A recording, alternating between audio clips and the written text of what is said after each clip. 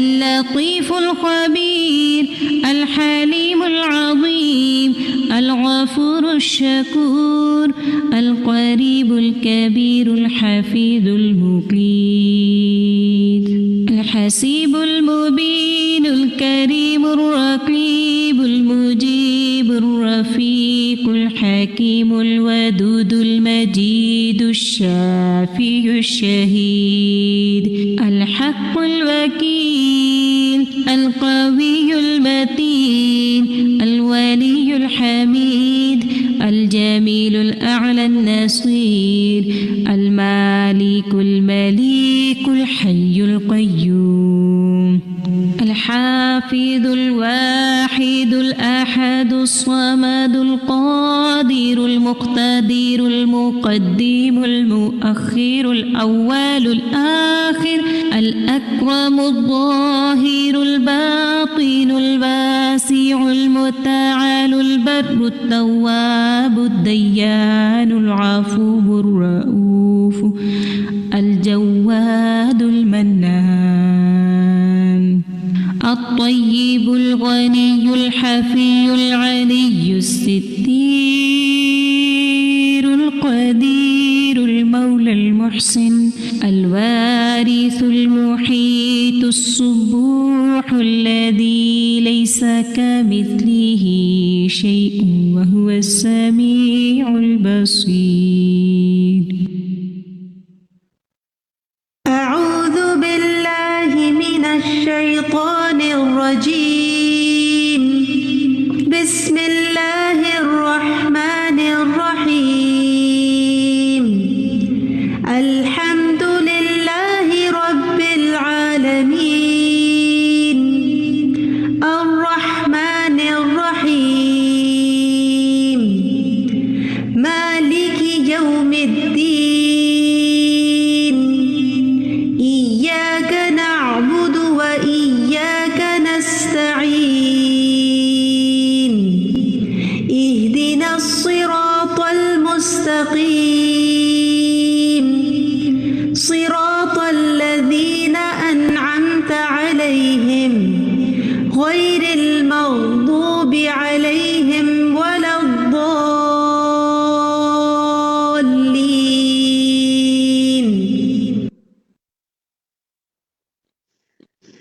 السلام علیکم ورحمۃ اللہ وبرکاتہ. آپ کی میزبان نیلوفر جمیل آپ سے مخاطب ہیں. الحمدللہ آج حی علی الصلاۃ کا سیشن 18 ہے جس میں ہم سب شریک ہیں اور امید کرتے ہیں کہ انشاءاللہ ہم آج بھی بہت سی چیزیں سیکھیں گے اپنی استاد سے، استاذہ ڈاکٹر فرحت ہاشمی صاحبہ سے، اور انشاءاللہ اس کے ذریعے ہماری نماز مسنون طریقے سے، بہتر طریقے سے ہم پڑھ پائیں گے.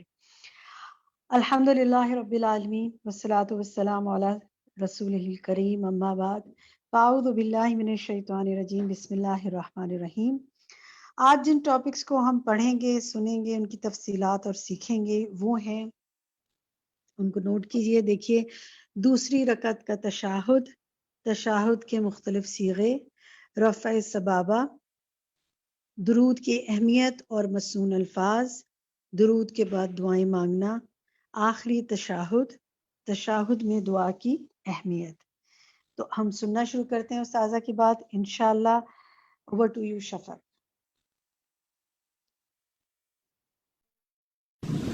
نمبر 9، دوسری رکعت کا تشہد، تشہد اولا. اس تشہد میں بیٹھنے کا طریقہ. پھر آپ صلی اللہ علیہ وسلم دوسری رکعت سے فارغ ہونے کے بعد تشہد کے لیے بیٹھتے تھے، اور جب نماز 2 رکعتوں پر مشتمل ہوتی جیسے صبح کی نماز تو اپنے پاؤں کو بچھا کر بیٹھ جاتے. جس طرح آپ 2 سجدوں کے درمیان بیٹھتے تھے، اسی طرح آپ 3 رکعتوں یا 4 رکعتوں والی نماز کے پہلے تشہد میں بیٹھتے تھے. کیسے؟ جیسے 2 سجدوں کے بیچ میں بیٹھتے تھے یا 2 سجدوں کے آخر میں بیٹھتے تھے. لیکن 4 رکعتوں کے بعد جو تشہد ہوتا ہے اس میں دوسری طرح بیٹھتے ہیں. بایاں پاؤں بچھانا اور دایاں پاؤں کھڑا رکھنا. اور جب 2 رکعتوں میں بیٹھتے تو بایاں پاؤں بچھا کر بیٹھتے اور دایاں پاؤں کھڑا رکھتے، یعنی اتحیات میں. صحیح بخاری کی روایت ہے عبداللہ بن عبداللہ سے روایت ہے، انہوں نے کہا میں نے اپنے والد عبداللہ بن عمر رضی اللہ عنہما کو دیکھا، وہ نماز میں 4 زانوں بیٹھتے تھے، یعنی جو بوڑھے ہو گئے ہوں گے اور مشکل ہوگی کوئی عذر کی وجہ سے تو پلتھی مار کے بیٹھتے تھے۔ میں چونکہ نو عمر تھا اس لیے میں نے بھی ایسا کیا، تو عبداللہ بن عمر رضی اللہ عنہما نے مجھے منع کر دیا اور فرمایا کہ نماز میں بیٹھنے کا سنت طریقہ یہ ہے کہ تم اپنا دایاں پاؤں کھڑا کرو اور بایاں پاؤں پھیلا دو۔ میں نے کہا آپ ایسا کیوں کرتے ہیں، آپ کیوں 4 زانوں بیٹھتے ہیں؟ انہوں نے فرمایا میری ٹانگیں میرا بوجھ نہیں اٹھا سکتی۔ تو جتنے بھی ایجڈ لوگ ہیں جو اس بات کو اچھی طرح سمجھ رہے ہوں گے کہ ایک وقت آتا ہے کہ اوپر والے جسم کا بوجھ نیچے والے پاؤں کھڑے ہونے میں بھی نہیں اٹھا پاتے، چلنے میں بھی مشکل ہوتی ہے، اور نماز میں ان کے اوپر بیٹھنا بھی مشکل ہوتا ہے، بیٹھ نہیں پاتا انسان۔ تو اس صورت میں انسان کو پھر یعنی اپنی پیٹھ پہ بیٹھنے کے لیے 4 زانوں بیٹھنا پڑتا ہے۔ تو عذر مجبوری میں ایسا بیٹھنا اس کی اجازت ہے، لیکن عام حالات میں نہیں۔ عام حالات میں اسی طرح بیٹھیں گے جس طرح پہلے سجدے کے بعد بیٹھتے ہیں یا دوسرے سجدے کے بعد بیٹھ کے اٹھتے ہیں۔ بائیں پاؤں کے تلوے پر بیٹھنا، اور جب 2 رکعتوں کے بعد بیٹھتے تو اپنے بائیں پاؤں کے تلوے پر بیٹھتے اور دائیں کو کھڑا کر لیتے۔ بائیں پاؤں کے تلوے پر، یعنی جب آپ پاؤں موڑیں گے تو کیا ہوگا، تلوا اوپر آ جائے گا اور اس کے اوپر آپ بیٹھ جائیں گے۔ دایاں ہاتھ دائیں ران پر، بایاں ہاتھ بائیں ران پر، ٹھیک ہے؟ کہاں؟ یعنی گھٹنوں کو نہیں پکڑنا بلکہ آپ نے ذرا سے اس سے اوپر رہنا ہے، ران پہ رکھنا ہے ہاتھ۔ عامر بن عبداللہ بن زبیر اپنے والد سے روایت کرتے ہیں کہ رسول اللہ صلی اللہ علیہ وسلم جب تشہد میں بیٹھتے تو اپنا دایاں ہاتھ اپنی دائیں ران پر اور اپنا بایاں ہاتھ اپنی بائیں ران پر رکھ لیتے، شہادت والی انگلی سے اشارہ کرتے اور اپنی نگاہیں اپنے اس اشارے سے آگے نہیں جانے دیتے تھے، یعنی ہاتھ پر ہی نگاہ رہتی، سجدے کی جگہ اب نہیں دیکھنا، اب کہاں دیکھنا، اور نیچے، یا پھر ہاتھ گھٹنے پر رکھنا۔ ابن عمر سے روایت ہے کہ نبی صلی اللہ علیہ وسلم جب نماز میں بیٹھتے تو اپنے دونوں ہاتھ اپنے دونوں گھٹنوں پہ رکھ لیتے، یعنی ذرا آگے یا ذرا پیچھے، دونوں طرح اجازت ہے۔ دائیں کوہنی کو دائیں ران سے بلند رکھنا، اور آپ صلی اللہ علیہ وسلم اپنا بایاں ہاتھ اپنی بائیں ران پر رکھا اور دائیں ہاتھ کی کوہنی کو دائیں ران سے علیحدہ اور اونچا رکھا، ذرا سا یوں، ٹھیک ہے، اٹھا کے ذرا سا، پکڑانے کی ضرورت نہیں، ذرا سا بس ایسے اوپر اٹھا لی۔ اطمینان کو ملحوظ رکھتے ہوئے بیٹھنا، آپ صلی اللہ علیہ وسلم نے فرمایا جب تم نماز کے دوران میں بیٹھو تو اطمینان سے بیٹھو اور اپنی بائیں ران بچھا لو، پھر تشہد پڑھو۔ اس تشہد کے نہ پڑھنے پر سجدہ سہو کرنا، یعنی اگر بیچ والا کوئی تشہد بھول جائے تو اس پر سجدہ سہو ہوگا۔ اور آپ صلی اللہ علیہ وسلم جب پہلی 2 رکعتوں کے بعد تشہد میں بیٹھنا بھول جاتے اور کھڑے ہو جاتے تو پھر دوبارہ نیچے جا کے نہیں بیٹھتے تھے، بلکہ آخر میں سجدہ سہو کر لیتے، تو اس کے لیے سجدہ سہو کرتے۔ عبداللہ بن بحینہ جو قبیلہ ازد شنوعہ سے ہیں اور بنو عبد مناف کے حلیف اور نبی صلی اللہ علیہ وسلم کے اصحاب میں سے تھے، ان سے روایت ہے کہ نبی صلی اللہ علیہ وسلم نے ایک دن انہیں ظہر کی نماز پڑھائی اور پہلی 2 رکعتوں کے بعد بیٹھنے کی بجائے کھڑے ہو گئے، یعنی تیسری کے لیے کھڑے ہو گئے، لوگ بھی آپ کے ساتھ کھڑے ہو گئے۔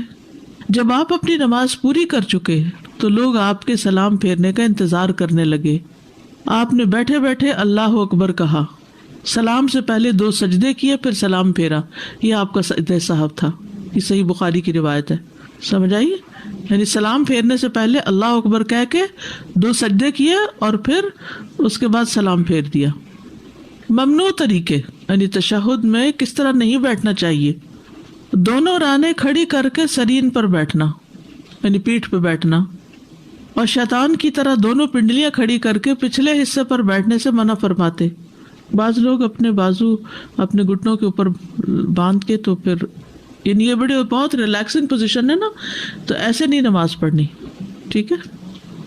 اور خطبہ بھی ایسے نہیں سننا۔ کچھ لوگ جمعے کو اس طرح بیٹھ کے خطبہ سن رہے ہوتے ہیں، اس کو شیطان کی طرح بیٹھنا کہا گیا ہے۔ نہ نماز میں ایسے بیٹھنا ہے اور نہ ہی خطبے میں۔ بائیں ہاتھ سے ٹیک لگا کے بیٹھنے کی ممانعت۔ ابن عمر رضی اللہ عنہما سے مرفوع ہے، آپ نے فرمایا کوئی آدمی نماز میں اس طرح بیٹھے کہ وہ بائیں ہاتھ پر ٹیک لگائے ہوئے ہو. ابن عمر نے ایک شخص کو دیکھا وہ نماز میں بیٹھے ہوئے اپنے بائیں ہاتھ کا سہارا لیے ہوئے تھا. بھاری ہوگا یا کچھ, یعنی زمین پہ رکھے ہوئے تھا. ہارون بن زید نے کہا کہ وہ اپنی بائیں جانب پر گرا ہوا تھا, یعنی پورا بوجھ اس نے بائیں طرف ڈالا ہوتا, یوں کر کے ہاتھ کے سہارے سے بیٹھا ہوا تھا. پھر دونوں راوی ان الفاظ میں متفق ہیں. تو ابن عمر رضی اللہ عنہما نے اس سے کہا ایسے مت بیٹھو, اس طرح وہ لوگ بیٹھتے ہیں جنہیں عذاب دیا جائے گا, یعنی نماز میں اس طرح مت بیٹھو. اور ویسے بھی عام حالات میں بھی اکڑ کے اس طرح پیچھے کو ہاتھ کر کے یوں کر کے بیٹھنا جو ہے یہ پسندیدہ پوزیشن نہیں ہے. پسندیدہ کیا ہے, جیسے نماز میں ہم بیٹھتے ہیں, یا پھر 4 زانوں بیٹھ جائیں, 2 زانوں بیٹھ جائیں. خطبے کے دوران بھی اس طرح کر کے نہ بیٹھے. بیمار ہے کوئی شخص, کوئی تکلیف ہے, وہ اور بات ہے. اس میں تو وہ میں نے آپ کو ایک قاعدہ بتایا تھا, الضرورات تبیح المحظورات. تشہد کی دعائیں, التحیات للہ, التحیات کی اہمیت, نبی صلی اللہ علیہ وسلم پر سلام بھیجنے کی اہمیت. قرآن مجید میں آتا ہے ان اللہ و ملائکتہ یصلون علی النبی یا ایھا الذین آمنوا صلوا علیہ وسلموا تسلیما. بے شک اللہ اور اس کے فرشتے نبی پر صلاۃ بھیجتے ہیں, اے لوگو جو ایمان لائے ہو ان پر صلاۃ و سلام بھیجو. خوب سلام بھیجنا, اور اس کو نماز کا حصہ بنا دیا گیا. نبی صلی اللہ علیہ وسلم پر سلام بھیجنے والے کو سلامتی ملنا. عبد الرحمن بن عوف سے مروی ہے, کہتے ہیں کہ ایک مرتبہ رسول اللہ صلی اللہ علیہ وسلم باہر نکلے اور اپنے صدقے کی کسی زمین کی طرف رخ کیا, پھر اس میں داخل ہو گئے. وہاں آپ قبلہ رخ ہو کر سجدے میں گر گئے اور اتنا طویل سجدہ کیا کہ مجھے اندیشہ ہونے لگا کہ اللہ عز و جل نے آپ کی روح قبض کر لی ہے. یعنی مجھے یوں لگا جیسے آپ فوت ہو گئے ہو, اب اس لیے نہیں اٹھ رہے. میں دیکھنے کے لیے آپ کے قریب ہوا اور بیٹھ گیا, تو آپ نے اپنا سر اٹھا کر فرمایا کون ہے؟ میں نے عرض کیا عبد الرحمن ہوں. آپ نے فرمایا کیا ہوا؟ میں نے کہا اللہ کے رسول آپ نے ایسا سجدہ کیا کہ مجھے اندیشہ ہونے لگا کہ اللہ عز و جل نے اس میں آپ کی روح قبض کر لی ہے. اس پر آپ نے فرمایا جبریل علیہ السلام میرے پاس آئے اور انہوں نے مجھے خوشخبری دی کہ بے شک اللہ عز و جل فرماتے ہیں کہ جو شخص آپ پر درود بھیجے گا میں اس پر اپنی رحمت نازل کروں گا. جو آپ پر درود بھیجے گا میں اس پر اپنی رحمت نازل کروں گا, اور جو شخص آپ پر سلام بھیجے گا میں اسے سلامتی دوں گا. سبحان اللہ. اس پر میں نے اللہ عز و جل کے لیے سجدہ شکر ادا کیا ہے, اور اتنا لمبا سجدہ. فرشتوں کا آپ تک کہنے والے کی طرف سے سلام پہنچانا. رسول اللہ صلی اللہ علیہ وسلم نے فرمایا زمین میں اللہ کے کچھ فرشتے گھومتے پھرتے رہتے ہیں اور میری امت کا سلام مجھے پہنچاتے ہیں. جب ہم کہتے ہیں نا اللہم صلی وسلم علی نبینا محمد, تو سلم میں سلام بھیجنا ہے. تشہد کے کلمات کی اہمیت. ابو بردہ بن ابی موسیٰ اشعری اپنے والد سے روایت کرتے ہیں, انہوں نے کہا کہ رسول اللہ صلی اللہ علیہ وسلم نے فرمایا مجھے گفتگو کے ابتدائی اور اس کے آخری جامع کلمات عطا کیے گئے ہیں. ہم نے کہا اے اللہ کے رسول اللہ عز و جل نے آپ کو جو تعلیمات دی ہیں ان میں سے ہمیں بھی کچھ سکھا دیں. بس آپ نے ہمیں تشہد سکھایا, یعنی جامع کلمات میں سے تشہد بھی ہے. نماز کے سلام اور آداب. عبداللہ بن ابی المکی کہتے ہیں کہ ایک مرتبہ میں نے عبداللہ بن عمر کے پہلو میں نماز پڑھی رضی اللہ عنہما. نماز سے فارغ ہو کر انہوں نے میری ران پہ ہاتھ مارا اور فرمایا کیا میں تمہیں تحیت الصلاۃ نہ سکھا دوں جیسے رسول اللہ صلی اللہ علیہ وسلم ہمیں سکھاتے تھے. یہ کہہ کر انہوں نے میرے سامنے تشہد کے وہ کلمات پڑھے جو ابو موسیٰ اشعری سے مروی ہیں. وفی روایت سب وہ کلمات وہی تحیت الصلاۃ, اور ایک اور روایت میں ہے یہ 7 جملے ہیں, یہ نماز کے سلام و آداب ہیں, یہ تحیت الصلاۃ ہیں. ٹھیک ہے, وہ کیا ہیں؟ 7 کلمات. التحیات, الصلوات, الطیبات, السلام علیک ایھا النبی, السلام علینا وعلی عباد اللہ الصالحین, شہادت توحید, شہادت رسالت. 7 چیزیں ہیں تشہد کے اندر.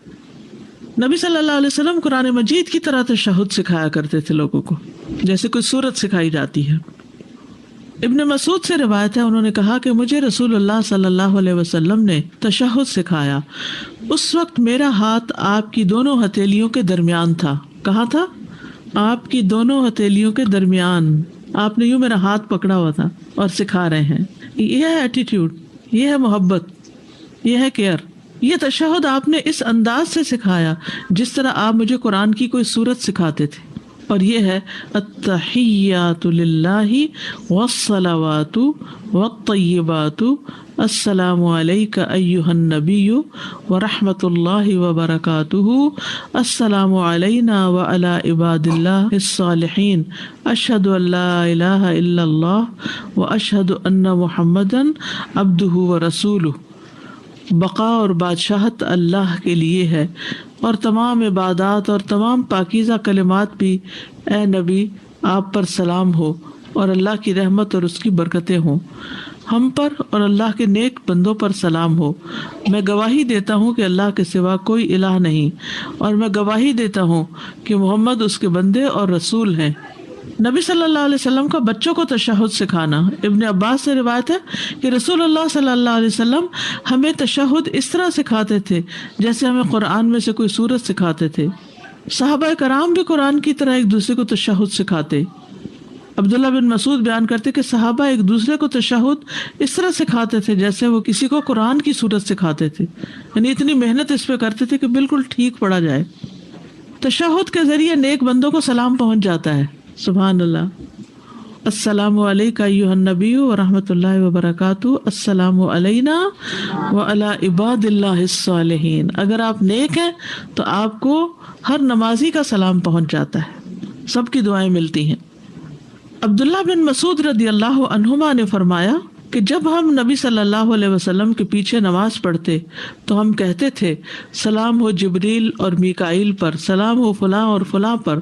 تو رسول اللہ صلی اللہ علیہ وسلم ایک روز ہماری طرف متوجہ ہوئے اور فرمایا بے شک اللہ تو خود السلام ہے، اس لیے جب تم میں سے کوئی نماز پڑھے تو یہ کہے التحیات للہ والصلوات والطیبات السلام علیک ایھا النبی ورحمۃ اللہ وبرکاتہ السلام علینا وعلی عباد اللہ الصالحین. صالحین کون ہوتے ہیں؟ جن کو سلام پہنچتا ہے. اتفاق کی بات ہے، آج میں صبح سورۃ آل عمران پڑھ رہی تھی تو اس میں الصالحین کے کرنے کا ایک کام آیا تھا.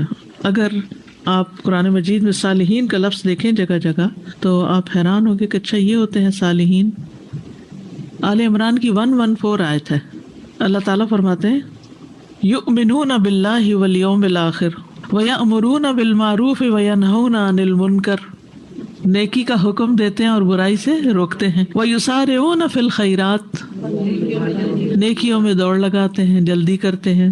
وَأُولَئِكَ مِنَ الصَّالِحِينَ، یہ صالحین میں سے ہیں. تو یہ کام کرتے ہیں، کوشش کرتے رہیے اور زیادہ کیجیے. کچھ لوگ بڑے اعتراض کرتے ہیں، کہتے ہیں ہم نماز پڑھ رہے ہیں، روزہ رکھ رہے ہیں، ذکر اذکار کرتے ہیں، صدقہ خیرات کرتے ہیں تو کافی نہیں، آپ ہمیں اور کیا سکھانا چاہتی ہیں، اور کیا کریں ہم؟ اور یہ جو آپ نے کہا ہے کہ عورتیں بھی تعلیم دیں اور سیکھیں اور سکھائیں، اور یہ کہاں لکھا ہوا ہے؟ ایمان کے ساتھ نماز، روزے، صدقہ خیرات کے ساتھ امر بالمعروف اور نہی عن المنکر، مردوں کے ساتھ عورتوں کی ذمہ داری بھی. سورۃ التوبہ پڑھ کے دیکھ لیجیے. والمؤمنون والمؤمنات بعضهم اولیاء بعض یأمرون بالمعروف وینہون عن المنکر. تو امر بالمعروف، نیکی کا حکم دینا، برائی سے روکنا، نیکی کی تعلیم دینا، اور خود بھاگ بھاگ کے بچے کام کرنا، یہ سارے ہونا فی الخیرات، خیر کے کاموں میں یہ میں کروں گی، میں آگے بڑھ جاؤں. اور سستی نہ کرنا. یہ سارے کیا ہے؟ سرعت کس کو کہتے ہیں؟ تیزی کو. اور ایک ہوتی ہے سستی، کیونکہ آپ دیکھیے سستی بہت نقصان دہ چیز ہے. انسان ذرا سا کسی معاملے میں ڈھیلا پڑتا ہے نا تو پھر آپ سمجھیے کہ واپسی کا دور شروع ہو جاتا ہے، نیچے سے نیچے چلتا چلا جاتا ہے.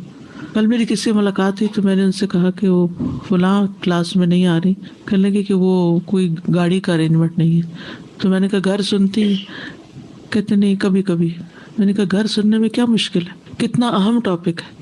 اور ہم گھر ہوتے ہوئے کبھی کچن میں کھڑے ہیں، کبھی ادھر کبھی ادھر، کبھی اس کو فون کر لیا، کبھی کچھ. اگر ہم 4 سال یا زیادہ ہر ہفتے دور سے آ کر پڑھ سکتے ہیں تو کیا 9 ہفتے گھر میں سن نہیں سکتے؟ سن سکتے ہیں. ہوتا پتہ ہے کیا، ایک دفعہ کچھ چھوٹ جاتا ہے نا اور انسان کام چھوڑ دیتا ہے نا، پھر نفس عادی ہو جاتا ہے، پھر آرام طلب ہو جاتا ہے، پھر دوسری چیزوں میں لگ جاتا ہے. غیر ضروری چیزوں. علم سیکھنا، یہ جو نماز کے بارے میں سیکھنا، یہ فرائض میں سے ہے. یہ سیکھیں گے تو نماز صحیح ادا ہوگی نا. اور ایک اپرچونٹی ہوتے ہوئے پھر نہ سیکھنا اور اس سے کمتر درجے کے کام کرتے رہنا، تو ہم نے اپنی آخرت کے لیے کیا سوچا؟ ہم کون سے درجے میں جانا چاہتے ہیں؟ اول تو یہ کہ اللہ اپنی رحمت سے جنت میں لے جائے، تو اس کے لیے بھی تو کوئی بھاگ دوڑ کرنی پڑے گی نا. تو صالحین ہی حسن اولئک رفیقا. تو عمل الصالحات جو قرآن میں بار بار آتا ہے نا، الذین آمنوا وعملوا الصالحات، تو اس میں امر بالمعروف اور نہی عن المنکر بھی آتا ہے. یہ تو تھا التحیات. اب 2 رکعت کے بعد تشہد میں بیٹھنا، ہر دوسری رکعت میں التحیات پڑھنا.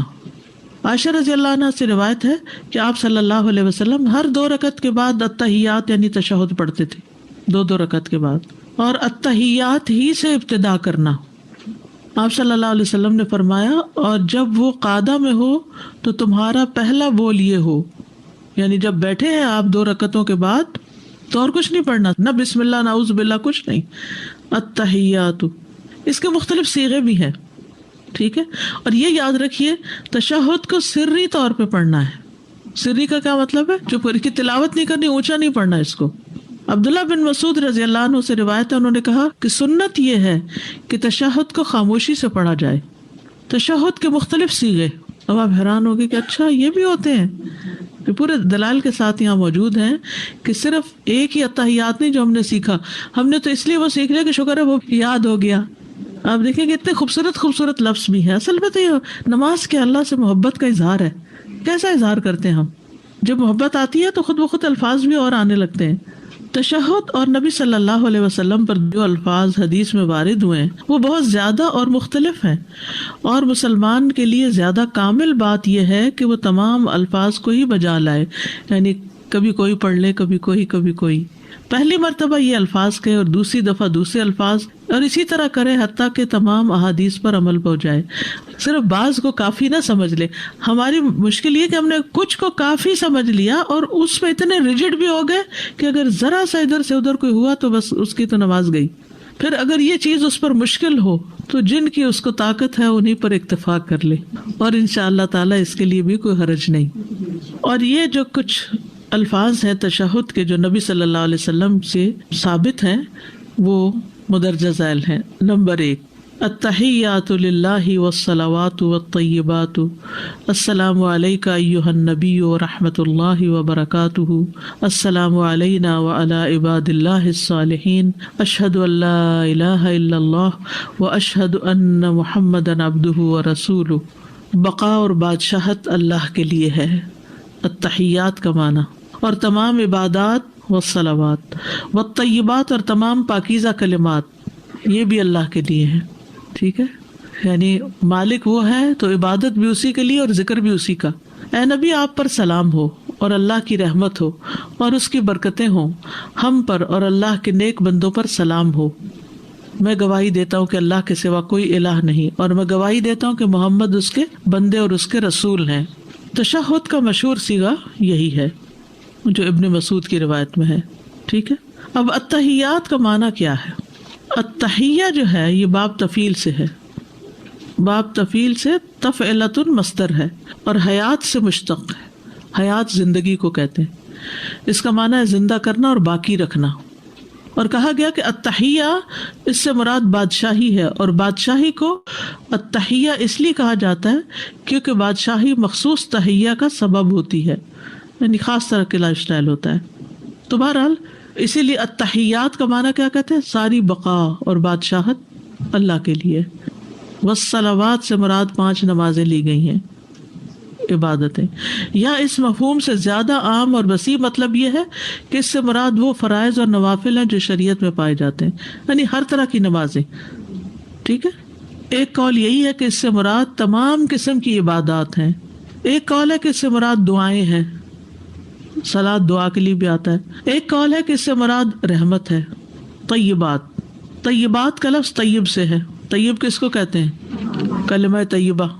ٹھیک ہے، طیبات سے مراد ایسا کلام جو پاکیزہ ہو اور جس کے ساتھ اللہ کی ثنا کرنا اچھا خیال کیا جائے، نہ کہ ایسا کلام جو اس کی صفات کے شایان شان نہ ہو، جیسے کہ وہ کلمات جن کا تحفہ بادشاہوں کو دیا جاتا ہے، یعنی ایسا پاکیزہ کلام کہ جس کے ساتھ اللہ کی تعریف کرنا اچھی لگے، وہ طیبات ہے، پاکیزہ کلام۔ مثلاً یہ کہنا آپ کی بادشاہت ہمیشہ قائم رہے، اللہ کے لائق نہیں ہے۔ کسی انسان کو تو کہہ سکتے ہیں اللہ تو ہمیشہ کے لیے۔ ایک قول یہ ہے کہ طیبات سے مراد اللہ کا ذکر ہے، ایک قول یہ کہ اس سے مراد صالح اقوال ہیں جیسے دعا اور ثنا کے، اور بعض کہتے ہیں اس سے مراد اعمال صالحہ ہیں، یعنی صلوات میں نمازیں ہیں، عبادات ہیں، اور طیبات میں سارے نیک اعمال۔ ایک قول یہ ہے کہ اس سے مراد اللہ کا ذکر ہے، ٹھیک ہے، قولی، فعلی اور مالی عبادات۔ ایک قول یہ کہ التحیات سے مراد قولی عبادات، صلوات سے مراد فعلی عبادات، اور طیبات سے مراد مالی صدقات ہیں، یہ بھی معنی کیا گیا ہے۔ تو اس میں وسعت ہے معنی میں، بہت جامع الفاظ ہیں۔ تو اگر آپ صرف یہ بھی یاد رکھ لینا کہ التحیات بقا اور بادشاہت اللہ کے لیے ہے، ٹھیک ہے، اور صلوات، صلاۃ سے نمازیں، ساری نمازیں عبادات اس کے لیے، اور طیبات سے مراد ذکر اذکار اور صدقات وغیرہ، یہ پاکیزہ مال جو اللہ کے راستے میں دیا جائے، ٹھیک ہے۔ اچھا، اب یہ ہیں مختلف صیغے، اس میں التحیات للہ والصلوات والطیبات السلام علی النبی بھی کہا جاتا ہے۔ ہم یہ بھی پڑھتے ہیں نا السلام علیک ایھا النبی، اور یوں بھی پڑھا جاتا ہے السلام علی النبی۔ ابن مسعود کہتے ہیں کہ رسول اللہ صلی اللہ علیہ وسلم نے مجھے تشہد کے کلمات اس طرح سکھائے جیسے مجھے قرآن کی سورت سکھاتے تھے، اس حال میں کہ میرا ہاتھ آپ کے ہاتھوں میں تھا، اور وہ اس طرح السلام علیک ایھا النبی کے الفاظ کے ساتھ تھا، جن کا ترجمہ یہ ہے جب تک آپ ہمارے درمیان زندہ رہے ہم یہی کلمات کہتے رہے، جب آپ وفات پہ آ گئے تو ہم السلام علی النبی کہنے لگے۔ معنی ایک ہی ہے لیکن صیغے کا فرق ہو گیا۔ اسی طرح تھوڑا الفاظ آگے پیچھے بھی ہو گئے، جیسے التحیات للہ الصلوات، والصلوات کی بجائے الصلاۃ الطیبات۔ اچھا آپ پڑھیے ذرا اس کو۔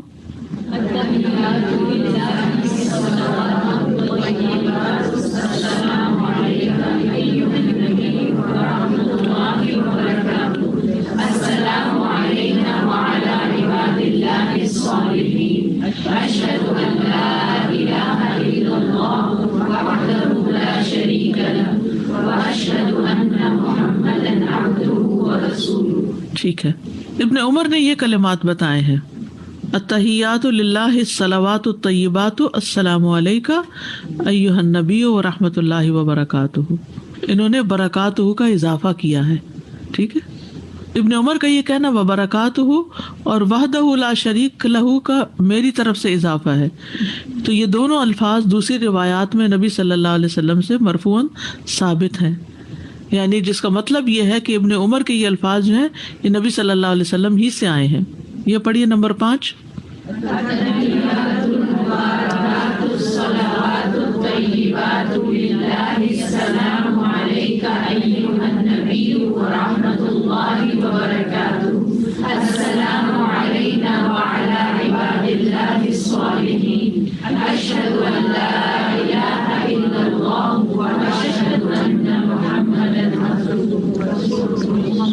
اس میں ایک اور لفظ کا اضافہ ہو گیا نا، کیا؟ المبارکات۔ اس کی دلیل کیا ہے؟ ابن عباس رضی اللہ عنہما بیان کرتے ہیں کہ رسول اللہ صلی اللہ علیہ وسلم ہمیں تشہد اس اہتمام سے سکھاتے تھے جیسے کہ قرآن کی کوئی سورت، بس آپ فرماتے تھے ابن عباس کی روایت میں التحیات المبارکات الصلوات الطیبات، 4 لفظ ہو گئے اس میں، ٹھیک ہے۔ مبارکات کا معنی کیا ہے؟ برکت کی جمع ہے جس کا معنی خیر کثیر۔ نمبر 6 صلوات الطیبات للہ ایھا النبی ورحمۃ اللہ وبرکاتہ سلام علینا وعلی عباد اللہ الصالحین اشہد ان لا الہ الا اللہ واشہد ان محمدا رسول اللہ۔ اس میں سلام علیک ایھا النبی ہے، السلام کے بجائے سلام علیک اور سلام علینا، اور یہ ابن عباس کی روایت ہے کہ آپ ہمیں تشہد سکھاتے اور اس طرح سکھاتے جیسے قرآن سکھاتے ہیں اور اس سیکھے کے ساتھ سکھاتے. نمبر 7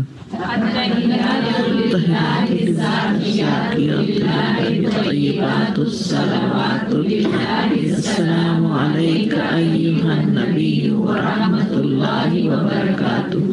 السلام علینا وعلی عباد اللہ الصالحین. اشہد ان لا الہ الا اللہ واشہد ان محمدا عبدہ ورسولہ. تو الزاکیات کے الفاظ آگے ہیں. المبارکات الزاکیات. عبد الرحمن بن عبد القارئ سے مروی ہے کہ انہوں نے عمر بن خطاب رضی اللہ عنہ سے سنا اس حال میں کہ آپ ممبر پر لوگوں کو تشہد سکھا رہے تھے. آپ کہہ رہے تھے تم سب کہا کرو التحیات للہ الزاکیات للہ الطیبات الصلاۃ للہ السلام علیک ایھا النبی ورحمۃ اللہ وبرکاتہ. السلام علینا وعلی عباد اللہ الصالحین. اشہد ان لا الہ الا اللہ واشہد ان محمدا عبدہ ورسولہ. الزاکیات سے مراد نیک اعمال یعنی ہمارے اعمال صالحہ سب اللہ کے لیے ہیں. نمبر 8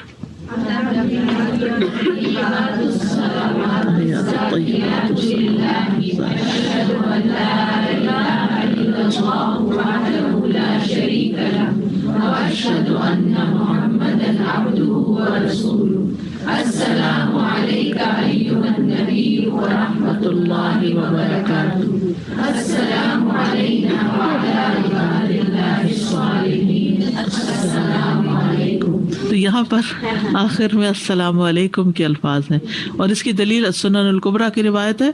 نبی صلی اللہ علیہ وسلم کی زوجہ عائشہ رضی اللہ تعالی عنہا سے روایت ہے کہ جب وہ تشہد میں بیٹھتی تھی تو یہ الفاظ کہتی تھی. ٹھیک ہے. اور اس کے آخر میں السلام علیکم کہتی. تشہد میں رفع سبابہ کرنا. سبابہ کہتے ہیں اس انگلی کو, یہ جو شہادت کی انگلی جس کو کہتے ہیں. سبابہ کا لفظ ہے نا, یہ سب سے ہے. سب شتم کس کو کہتے ہیں؟ گالی. تو جب کسی کو ڈانٹنا ہو یا کچھ تو عموماً لوگ انگلی اٹھا کے اشارے کرتے ہیں, تو اسی لیے ہر وقت پوائنٹ آؤٹ کرنے کو بیڈ مینر سمجھا جاتا ہے. اس طرح کر کے اشارے نہیں کرنے چاہیے. تو تشہد میں یہ انگلی اٹھائی جاتی ہے. آپ صلی اللہ علیہ وسلم دونوں تشہد میں انگلی سے اشارہ کرتے تھے. ٹھیک ہے. دونوں تشہد کون سے؟ 2 رکعت کے بعد بھی اور 4 کے بعد بھی. علی بن عبد الرحمن سے مروی ہے, کہتے ہیں کہ میں نے ابن عمر رضی اللہ عنہما کے ایک طرف نماز پڑھی. میں کنکریوں کو الٹ پلٹ کرنے لگا تو مجھے ابن عمر کہنے لگے کنکریوں کو الٹ پلٹ نہ کرو, کیونکہ کنکریوں کو الٹ پلٹ کرنا شیطان کی طرف سے ہے, بلکہ اس طرح کرو جیسے میں نے رسول اللہ صلی اللہ علیہ وسلم کو کرتے دیکھا ہے. میں نے کہا آپ نے رسول اللہ صلی اللہ علیہ وسلم کو کیسے کرتے دیکھا ہے؟ فرمایا ایسے. پھر ابن عمر نے اپنا دایاں پاؤں کھڑا کیا, بائیں کو بچھایا, اپنا دایاں ہاتھ اپنی دائیں ران پر رکھا اور اپنے بایاں ہاتھ بائیں ران پہ رکھا, اور آپ نے شہادت کی انگلی سے اشارہ کیا. صحابہ ایک دوسرے کو یہ اشارہ سکھاتے. ابن ابی شیبہ نے اس کو حسن سند کے ساتھ روایت کیا ہے. اور نبی صلی اللہ علیہ وسلم کے اصحاب ایک دوسرے سے علم حاصل کرتے تھے, یعنی تشہد میں دعا کرتے ہوئے انگلی سے اشارہ کرنا تھا مقصود. یعنی اس سے کیا پتہ چلتا ہے کہ صحابہ ایک دوسرے کے ساتھ بھی یہ کام کرتے تھے. اور اب آپ بھی صحابہ کی سنت پہ عمل کر رہے ہیں, جو بڈی بنانے کا وہ سلسلہ ہے کہ ایک دوسرے کے ساتھ 1-on-1 بیس پر ڈسکس کرنا. تو صحابہ ایک دوسرے کو اس طرح بھی سکھاتے تھے. اشارہ ایک ہی انگلی سے کرنا. اشارہ ایک انگلی سے, پورا ہاتھ نہیں ہلانا بلکہ ایک انگلی سے. سعد بن ابی وقاص کہتے ہیں نبی صلی اللہ علیہ وسلم میرے پاس سے گزرے اور میں اپنی 2 انگلیوں سے دعا کر رہا تھا, تو آپ نے فرمایا ایک سے, اور شہادت کی انگلی سے اشارہ فرمایا. ابو ہریرہ کہتے ہیں ایک شخص اپنی 2 انگلیوں کے اشارے سے دعا کرتا تھا, تو رسول اللہ صلی اللہ علیہ وسلم نے کہا ایک سے. امام ترمذی کہتے ہیں کہ اس حدیث کا معنی یہ ہے کہ آدمی تشہد میں دعا مانگتے ہوئے اپنی انگلیوں سے اشارہ کرتے وقت صرف ایک انگلی سے اشارہ کرے. اب اس کے طریقے کیا ہیں جی, کیسے اشارہ کرے؟ نمبر 1, انگوٹھے اور درمیانی انگلی سے ہلکا بنانا اور شہادت کی انگلی سے اشارہ کرنا. انگوٹھے اور درمیانی انگلی سے ہلکا بنانا, یہ ہلکا بن گیا نا, دائرہ بن گیا. ٹھیک ہے. اب ہاتھ رکھیے اپنے گھٹنے پہ, تو آپ نے انگوٹھے اور درمیانی انگلی کی مڈل فنگر سے ہلکا بنایا اور انگلی سے اشارہ کرنا. دوسرا طریقہ तमाम उंगलियां बंद करके अंगूठे को दरमियानी उंगली पर रखना, और दाएं हथेली की तमाम उंगलियां बंद रखते थे और कभी आप अपने अंगूठे को दरमियानी उंगली पर रखते थे। आमिर बिन अब्दुल्ला बिन जुबैर कहते हैं, अपने वालिद से रिवायत करते हुए, उन्होंने कहा रसूलुल्लाह सल्लल्लाहु अलैहि वसल्लम जब नमाज में बैठकर दुआ करते तो अपना दायां हाथ अपनी दाईं रान पर और बायां हाथ अपनी बाईं रान पर रखते और अपनी शहादत की उंगली से इशारा करते, अपना अंगूठा अपनी दरमियानी उंगली पर रखते, ये दरमियानी उंगली है और इस पर रखना अंगूठा ये, इस तरह ये उंगलियां बंद करके यूं रखिए नीचे, यानी सिर्फ एक उंगली निकालनी है बाहर, और ये अंगूठा जो है ये इसके ऊपर है, मिडिल फिंगर पे। कामिल नमाज का तरीका यही है, क्योंकि हाथ खुला नहीं छोड़ना, इसको तो आपने यानी या आप खोल के इस तरह कर लें या आप इसको बंद करके कर लें। 53 की गिरा बनाना। इब्ने उमर से रिवायत है कि रसूलुल्लाह सल्लल्लाहु अलैहि वसल्लम जब तशहुद में बैठते तो अपना बायां हाथ बाएं घुटने पर रखते और दायां हाथ दाएं घुटने पर, और उंगलियों से 53 की गिरा बनाते और शहादत की उंगली से इशारा करते। 53 की गिरा अंगूठे को मोड़कर शहादत की उंगली की जड़ पर रखना और बाकी उंगलियां बंद करना, ये है ना शहादत की उंगली, यहाँ तक रखना। एक है इसके ऊपर रखना और ये दूसरा तरीका क्या, इस पर रखना और उंगलियां बंद रखना। ठीक है, तमाम उंगलियां बंद करके शहादत की उंगली से इशारा करना, और इसमें कोई नहीं कहा कि अंगूठा कहाँ रखे, पूरी उंगलियां बंद और सिर्फ शहादत की उंगली खुली। अली बिन अब्दुर्रहमान मुआवी से रिवायत है, उन्होंने कहा मुझे अब्दुल्लाह बिन उमर रजी अल्लाह अन्हु ने देखा कि मैं नमाज के दौरान बेख्याली के आलम में नीचे पड़ी हुई कंकरियों से खेल रहा था। जब उन्होंने सलाम फेरा तो मुझे मना किया, कहा वैसे करो जिस तरह रसूल अल्लाह सल्लल्लाहु अलैहि वसल्लम किया करते थे। मैंने पूछा रसूल अल्लाह सल्लल्लाहु अलैहि वसल्लम किस तरह किया करते थे? उन्होंने बताया जब आप नमाज में तशहुद की हालत में बैठते तो अपनी दाएं हथेली दाएं रान पर रखते और सब उंगलियों को बंद कर लेते और अंगूठे के साथ वाली उंगली से इशारा करते और अपनी बाईं हथेली को बाईं रान पर रखते। तशहुद में उंगली को हरकत देने का तरीका आपने डिफरेंट तरीके देखे होंगे, क्या क्या देखा हुआ है? जोर जोर से, या फिर कुछ तो मैंने देखा गोल भी घुमा रहे थे, और कुछ सिर्फ एक दफा उठाते हैं अशहदु अल्ला इलाहा इल्लल्लाह, बचपन से ही सीखा है, तो बस सिर्फ गवाही देनी है। उंगली को ऊपर नीचे ना ले जाना बल्कि थोड़ा थोड़ा हरकत देना, हल्का हल्का, बस बहुत ऊंचा नीचा नहीं ले जाना, उधर ही हल्का हल्का हल्का हल्का करना। शेख अलबानी कहते हैं बाज लोग तशहुद में इतनी ज्यादा उंगली हिलाते हैं कि उंगली हिलाने में ज्यादती कर देते हैं, इस तरह कि वो कभी उंगली को नीचे ले जाते हैं कभी ऊपर। मैं इस वक्त ये बात नहीं करूंगा वो कितनी तेजी से हरकत देते हैं, मेरा मौजू सिर्फ ये है कि वो नीचे ले जाते हैं और फिर ऊपर उठाते हैं। इसकी कोई दलील नहीं, इसकी कोई दलील नहीं। दलील इस बात की है कि उंगली को किबला रुख करने के बाद उसे हिलाया जाए, ठीक है ना, सामने रखने के बाद फिर हिलाया जाए, यानी रखें अपने हाथ बेंच। अब इसको किधर होना चाहिए, किबला रुख, और फिर आपने उधर ही करके हल्का हल्का खिलाना है, नीचे नहीं करना, ना ऊपर करना है आसमान की तरफ ना जमीन की तरफ, बल्कि सामने ही रखना है हल्का हल्का। अकड़ाना भी नहीं है, नेचुरल वे में हाथ रखा हुआ है, ना इसको अकड़ाया हुआ है, ना नीचे ऊपर, कुछ भी नहीं, बस सामने ही रखा हुआ है। ठीक है, सामने रखा हुआ हल्का हल्का बस ऐसे हिला देना, दैट्स इट, बस सुकून से आराम से। और इस बात की खूब हिफाजत की जाए कि इसे ना नीचे लेके जाया जाए ना ऊपर उठाया जाए, क्योंकि एक भी हदीस ऐसी नहीं आती कि रसूल अल्लाह सल्लल्लाहु अलैहि वसल्लम इस उंगली को ऊपर नीचे करके उठाते थे, बल्कि ये आता है कि आप उंगली को उठाते, इसके साथ इशारा करते और उसको हरकत देते। वाइल बिन हुजर का कहना है कि मैंने आपको उंगली को हरकत देते और इसके साथ दुआ मांगते देखा। हिलाने की नौयत में कोई भी एक हदीस मौजूद नहीं जो उंगली हिलाने की नौयत को महदूद या मुतय्यन करती हो। उंगली को नीचे ले जाने और ऊपर उठाने की कोई दलील मौजूद नहीं, लेकिन इसको हरकत देना साबित है। इब्नुल क़य्यिम ने अपनी किताब अज़्ज़ाद में यही बात कही है और शेख अलबानी ने भी यही कही। शेख बिन बाज ने दुआ के साथ उंगली हिलाने की कैद लगाई है कि दुआ करते हुए उंगली हिलाई जाए, यानी सारी दुआ के वक्त उंगली हिलाई जाए, ना कि सिर्फ अशहदु अल्ला इलाहा पर। दुआ करते हुए इशारा करने का तरीका, शेख इब्न उसैमीन ने تشہد میں وارد ہونے والی دعا کے جملوں کو واضح کیا ہے. انہوں نے کہا کہ جب آپ دعا مانگیں تو اس بات کی طرف اشارہ کرتے انگلی کو ہلائیں جیسے اللہ تعالیٰ سے دعا کی جا رہی ہے، تو اس کا مقام بلند و برتر ہے. ٹھیک ہے.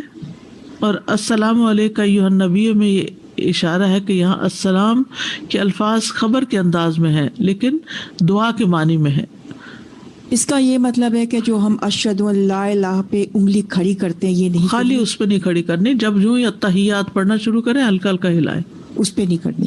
اچھا دوسری بات، جب آپ پڑھی تھی تو آپ بتائی تھی کہ پروفیسر علیہ وسلم ہر 2 رکعات کے بعد التحیات پڑھتے تھے، رائٹ؟ تو اس کا مطلب یہ ہے کہ 4 سنت جو ہیں وہ 2 کر کے پڑھیں گے. 2 بھی پڑھی جاتی ہیں، 4 بھی پڑھی جاتی ہیں. جیسے 4 فرض پڑھے جاتے ہیں ایسے بھی، اور 2 کر کے بھی پڑھی جاتی ہیں. افضل 2 کر کے پڑھنا ہے. میں یہ پوچھنا چاہی تھی کہ جیسے اتحیات پڑھیں تو ویسے انگلی ہلانا شروع کر دیا اشہد اللہ، جی ہاں، ہاں جی، جیسے شروع کریں. جیسے شروع کریں. دوبارہ سے بتا دیجیے وہ انگلی کا جو دائرہ بنانا اور جو دیکھیے آسان جو ہے نا وہ ہے ساری انگلیاں بند کریں اور ایک انگلی کھڑی رکھیں، بس ایسا کر لیں. سازا میرا یہ سوال تھا کہ اگر ہم نماز پڑھ رہے ہیں رائٹ جماعت کے ساتھ، اور اگر ہمارا برابر والا یہ نہیں کر رہا ہے انگلی ہلانے کا، تو ہم اسے ڈیورنگ نماز وہ نہیں کر سکتے نا ڈسٹرب، نہ ہم اسے بتا سکتے؟ نہیں کچھ بھی نہیں کر سکتے. کیونکہ میرے ساتھ یہ ہوا کہ جب میں حج پہ پہلی بار میں نے یہی نوٹ کیا، کافی سال پہلے میں حج کرنے گئی تو میرے ساتھ کوئی عربی خاتون تھی، میں اتحاد پہ بیٹھی ہوں، سازا وہ کر کے کوہنی مجھے مارے اور پھر اچھا مجھے کچھ اتنی میں کنفیوز ہوئی نا کہ میں پڑھ کیا رہی ہوں، رائٹ؟ تو میں نے ان کو دیکھا کہ وہ کیا کر رہی ہیں تو وہ انگلی ہلانی تھی. اچھا میں نے بھی ہلانی. پھر میں ظاہر ہے کہ جب دوبارہ دوسری رکعت کے بعد جب دوبارہ تیسری چوتھی میں بیٹھی تشہد میں تو میں نہیں رہی، پھر وہ مجھے کونی مار کے کر کے یعنی کہ یہ چیز مجھے سب سے پہلے انگلی کا نوٹس ہی میں نے وہاں پر کیا سعودی عرب میں کہ اچھا لوگ یہاں پر ہلاتے ہیں، ہم لوگ نہیں ہلاتے تھے نا. یہ تبلیغ کا ایک اور انداز. استاذہ ہمیں بچے تو اتنا ٹائم نہیں دیں گے کہ ہم اتنا کچھ انہیں سکھائیں، کچھ حکمت بتائیے، سمجھائیے کہ کیا کریں. ہم چاہتے ہیں کہ آگے بھی دیکھیے اسٹیپ بائی اسٹیپ سب کچھ ایک دن نہیں سکھائے. ایک چیز پکی کروا لے، پھر اگلی پھر اگلی پھر اگلی، ہو جائے گا. پھر دیکھیں ان سے پوچھ سکتے ہیں، زیادہ نمبر لینے تھوڑے لینے. یہ جو ہم اشہد ان لا الہ پر اٹھاتے ہیں اور پھر بند کر لیتے ہیں تو اس کا مطلب یہ ٹوٹلی غلط ہے، اس کا نماز پہ کیا اثر پڑتا؟ نماز کامل نہیں ہوتی. ٹھیک ہے، یہ رکن نہیں ہے لیکن نماز کامل نہیں ہوگی. ہم نے انگلی اٹھانے کا اجر پڑھا تھا کوئی؟ جی، درجہ بلند ہوتا ہے. درود کی اہمیت. علی رضی اللہ عنہ سے مروی ہے کہ ہر دعا روک دی جاتی ہے یہاں تک کہ محمد صلی اللہ علیہ وسلم پر درود پڑھا جائے. صاحب رسول صلی اللہ علیہ وسلم فضالہ بن عبید رضی اللہ عنہ سے مروی ہے، وہ کہتے ہیں کہ رسول اللہ صلی اللہ علیہ وسلم نے ایک آدمی کو نماز میں دعا کرتے ہوئے سنا کہ اس نے نہ اللہ عز و جل کا ذکر کیا اور نہ ہی نبی صلی اللہ علیہ وسلم پر درود پڑھا. تو رسول اللہ صلی اللہ علیہ وسلم نے فرمایا اس نے جلد بازی سے کام لیا. پھر اسے بلایا اور اسے اور دوسروں سے فرمایا جب تم میں سے کوئی شخص نماز پڑھے تو پہلے اپنے رب کی تعریف و ثنا کرے. یہ کہاں کرتے ہیں؟ قیام میں. پھر نبی صلی اللہ علیہ وسلم پر درود پڑھے، اس کے بعد جو چاہے دعا مانگے. اتحیات کی آخری دعائیں مراد ہیں، وہ دعاؤں کی قبولیت کا وقت ہے. اب آپ نے اللہ کی تعریف بھی کھڑے ہو کے کر لی، پھر سجدے بھی کر لیے، رکوع سب کچھ کر لیا، درود شریف بھی پڑھ لیا، سلام بھی بھیج دیا، ہاں سب کچھ کر لیا. اب دعا، تو اس دعا کو ہم بعض اوقات بڑا معمولی سمجھتے ہیں، بس ایسی چھوٹی سی مانگی چھوڑ دی، ختم، جلدی سے اتحیات ختم کیا. ایک دن ایک لیکچر سن رہی تھی تو اس میں شیخ نے بتایا کہ جب تک آپ سلام نہیں پھیر لیتے تو اللہ تعالیٰ سے آپ کی ہاٹ لائن جو ہے ابھی تک ملی ہوئی ہے، جو بات کرنی ہے اس جگہ تشہد میں کریں انٹل مطلب جب تک آپ سلام نہیں پھیر لیتے، تو وہ ٹائم بہت ہی گولڈن ہوتا ہے. گولڈن ہے. آپ نے سب کچھ کر لیا، اب مانگنے کا وقت ہے، تو اس کو جلد بازی میں نہ گوا دے. ایک بار درود بھیجنے پہ 10 رحمتیں، 10 گناہ معاف، 10 درجے بلند. تشہد اولا میں اتحیات کے بعد درود پڑھنا. ٹھیک ہے، آپ صلی اللہ علیہ وسلم پہلے اور اس کے علاوہ آخری تشہد میں اپنے اوپر درود پڑھتے تھے.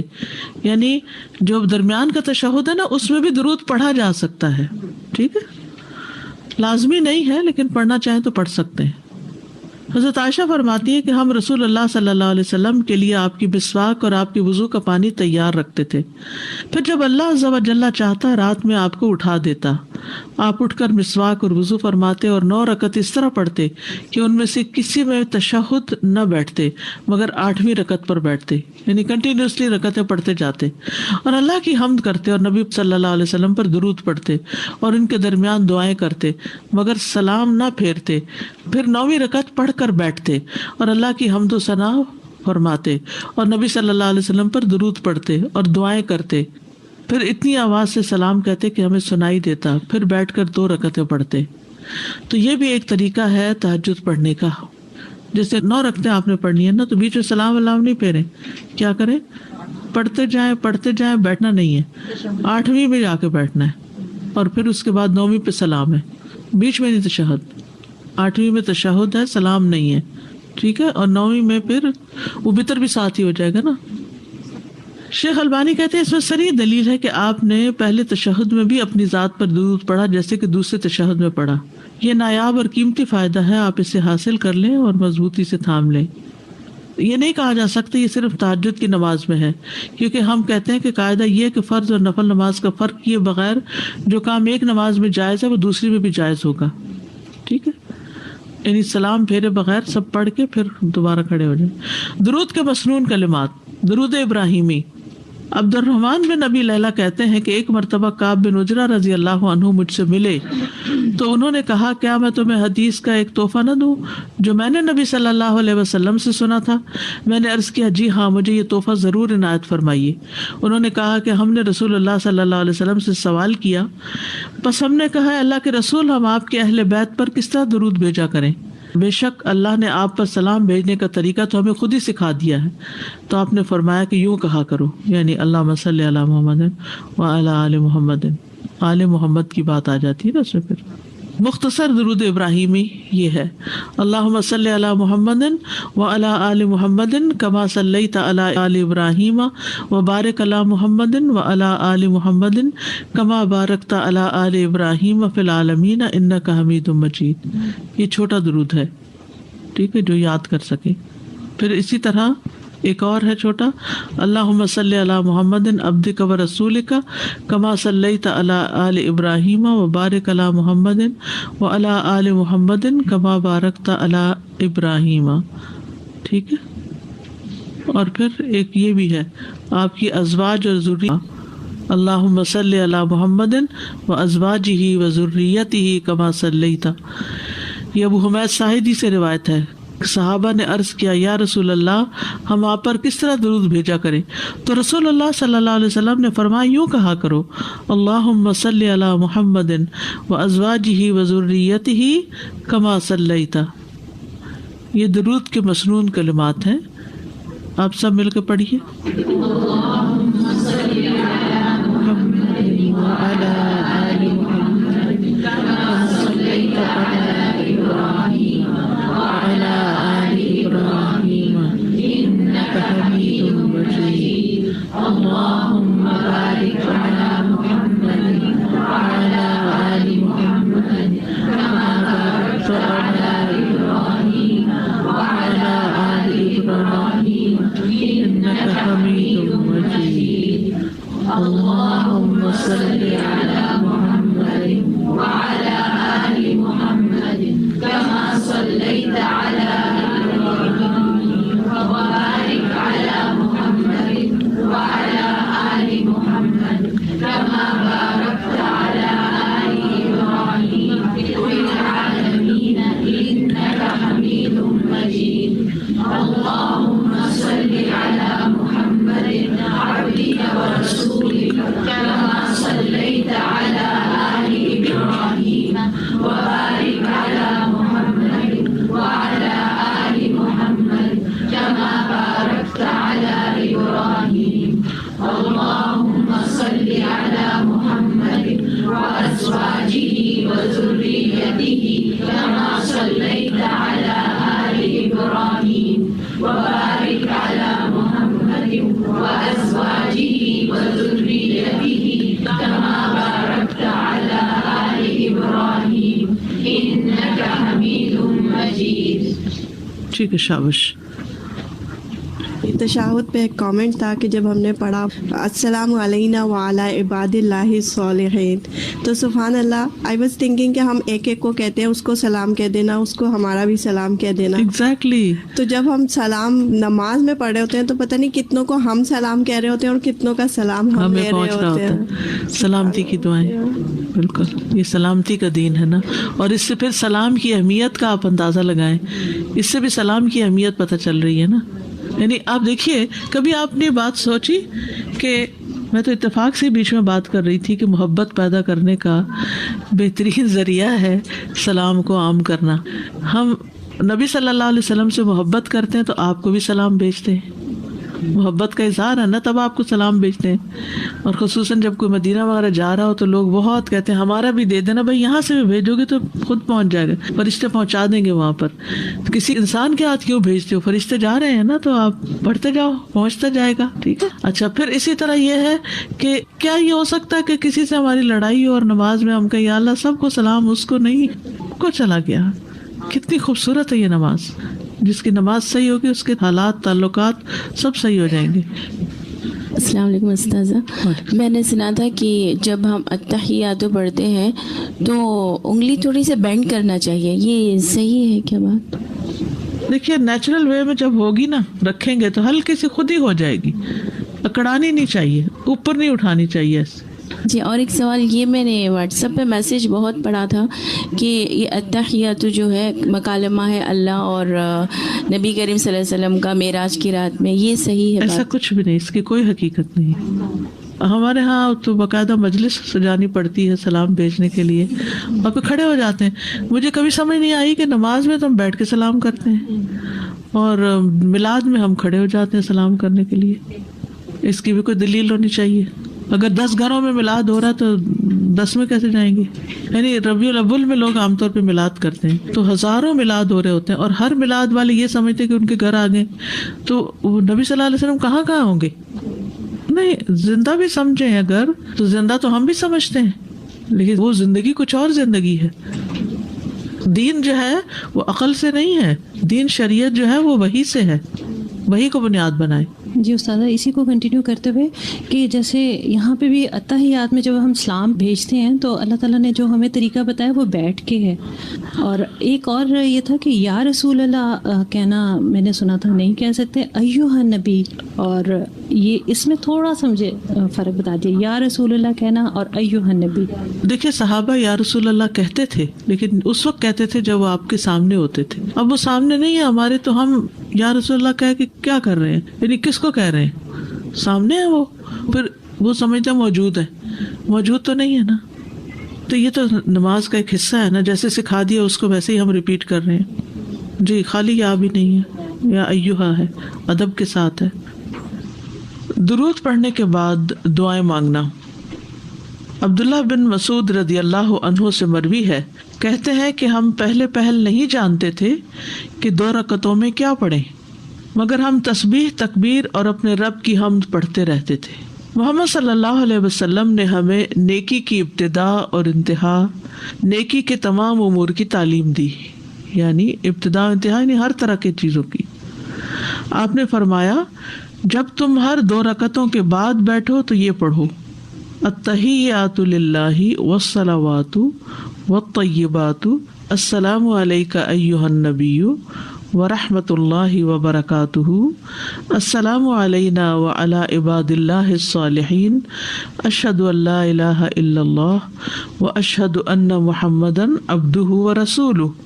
اور تم میں سے ہر آدمی وہ دعا منتخب کرے جو اسے زیادہ اچھی لگے، پھر وہ اللہ عز و جل سے دعا کرے. شیخ البانی کہتے ہیں کہ اس حدیث میں ایک اہم فائدہ یہ ہے کہ پہلے تشہد میں بھی دعا کرنا جائز ہے. یعنی 4 رکعتیں آپ پڑھ رہے ہیں تو آپ نے تشہد کے بعد اگر کوئی دعا کرنی ہے تو اس وقت بھی دعا کر سکتے ہیں. تیسری رکعت پڑھنا، تیسری رکعت کے لیے اٹھنا، یہ ہے نمبر 10. زمین پر ٹیک لگا کر اٹھنا، جیسے پہلی رکعت کے بعد اٹھتے ہوئے زمین پہ ٹیک لگائی تھی، ایسے ہی دوسری رکعت اور تشہد کے بعد زمین پر ٹیک لگا کر اٹھنا چاہیے. ازرق بن قیس سے مروی ہے، انہوں نے کہا میں نے ابن عمر کو دیکھا کہ جب آپ 2 رکعتوں سے کھڑے ہونے لگتے تو اپنے ہاتھوں کے ساتھ زمین پر ٹیک لگاتے. تو میں نے ان کے بیٹے اور ہم مجلس لوگوں سے کہا شاید یہ بڑھاپے کی وجہ سے ایسا کرتے ہیں. انہوں نے کہا کہ نہیں، لیکن اس کا طریقہ یہی ہے. بوڑھا ہو جوان ہو سبھی کو یہ طریقہ اختیار کرنا چاہیے. کیا کہ جب اٹھے تو زمین کا سہارا لے کر اٹھے، اور یہ سیف بھی ہے نا. اٹھتے ہوئے تکبیر کہنا. جب آپ 2 رکعتوں کے بعد اٹھتے تو اللہ اکبر کہتے، یعنی نبی صلی اللہ علیہ وسلم اللہ اکبر کہتے ہوئے اٹھتے. تکبیر کے ساتھ رفع یدین کرنا. ابن عمر رضی اللہ عنہما نے کہا کہ رسول اللہ صلی اللہ علیہ وسلم جب 2 رکعتیں پڑھ کر اٹھتے تو اللہ اکبر کہتے اور اپنے دونوں ہاتھوں کو اٹھاتے، یعنی رفع الیدین کرتے. یہ پہلی رکعت کے بعد نہیں تھا، یہ کب ہے؟ دوسری رکعت کے بعد، تیسری نہیں ہے. دوسری کے بعد جب اتحیات کے بعد کھڑے ہوئے ہیں اس وقت اللہ اکبر بھی کہی اور ساتھ ہاتھ بھی اٹھائے. کیسے ہاتھ اٹھانے؟ تکبیر تحریمہ کی طرح ہی ہاتھ اٹھانا. آپ جب 2 رکعتوں کے بعد اٹھتے تو اللہ اکبر کہتے اور اپنے دونوں ہاتھ اٹھاتے، حتیٰ کہ دونوں ہاتھ آپ کے کندھوں کے برابر آ جاتے، جیسا کہ شروع نماز کے وقت تکبیر کہتے تھے. جیسا کہ شروع نماز کے وقت تکبیر کہتے تھے، اسی طرح 2 رکعتوں کے بعد زمین سے اٹھتے ہوئے بھی اللہ اکبر کہہ کر ہاتھ اٹھاتے تکبیر تحریمہ کی طرح. ابو ہریرہ رضی اللہ عنہ سے روایت ہے، انہوں نے کہا کہ رسول اللہ صلی اللہ علیہ وسلم جب نماز کے لیے تکبیر کہتے تو اپنے دونوں ہاتھوں کو کندھوں کے برابر لے جاتے، دونوں ہاتھوں کو کندھوں کے برابر لے جاتے، اور جب رکوع کرتے تو اسی طرح کرتے، اور جب رکوع سے سجدے کے لیے سر اٹھاتے تو اسی طرح کرتے، یعنی رفع الیدین کرتے، اور جب 2 رکعتوں کے بعد اٹھتے تو اسی طرح کرتے. ٹھیک ہے، تو پہلا کب ہوا؟ نماز شروع کرتے وقت. دوسرا کب ہوا؟ رکوع میں جاتے وقت. تیسرا کب ہوا؟ رکوع سے اٹھتے وقت. اور چوتھا کب ہوا؟ 2 رکعتوں کے بعد جب کھڑے ہوں. شاباش. تیسری رکعت کو بھی پہلی 2 رکعتوں کی طرح ادا کرنا ہو. پھر جب 2 رکعتوں میں بیٹھ کر اٹھتے تو بھی اللہ اکبر کہتے. الغرض آپ ہر رکعت میں اسی طرح کرتے یہاں تک کہ اپنی نماز سے فارغ ہو جاتے. ٹھیک ہے. چوتھی رکعت. 4 رکعت نماز میں چوتھی رکعت سے پہلے تھوڑی دیر بیٹھنا، یعنی تیسری رکعت کے بعد اٹھتے ہوئے ذرا سا بیٹھ کے اٹھنا، جیسے آپ نے کیا کب؟ پہلی رکعت کے بعد. شابش. ٹھیک ہے. پھر وہ تیسری رکعت کے لیے اٹھے. یہ تشہد اولا بھی اسی طرح نماز کا رکن ہے جس طرح اس کے بعد والا. اسی طرح اس وقت بھی جلسہ استراحت کرے جب وہ چوتھی رکعت کے لیے اٹھنے کا ارادہ کرے. تیسری رکعت کے لیے اٹھتے وقت تو آپ اتحیات سے اٹھ رہے ہیں، تو چوتھی رکعت سے پہلے آپ جلسہ استراحت سے اٹھیں گے، اس میں کچھ بھی نہیں پڑھنا ہوتا.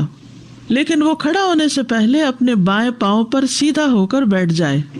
کہاں بیٹھنا ہے؟ بائیں پاؤں کے اوپر، یہاں تک کہ ہر جوڑ اپنی جگہ کی طرف لوٹ جائے، یعنی ہر جوڑ اپنی اپنی جگہ پر آ جائے.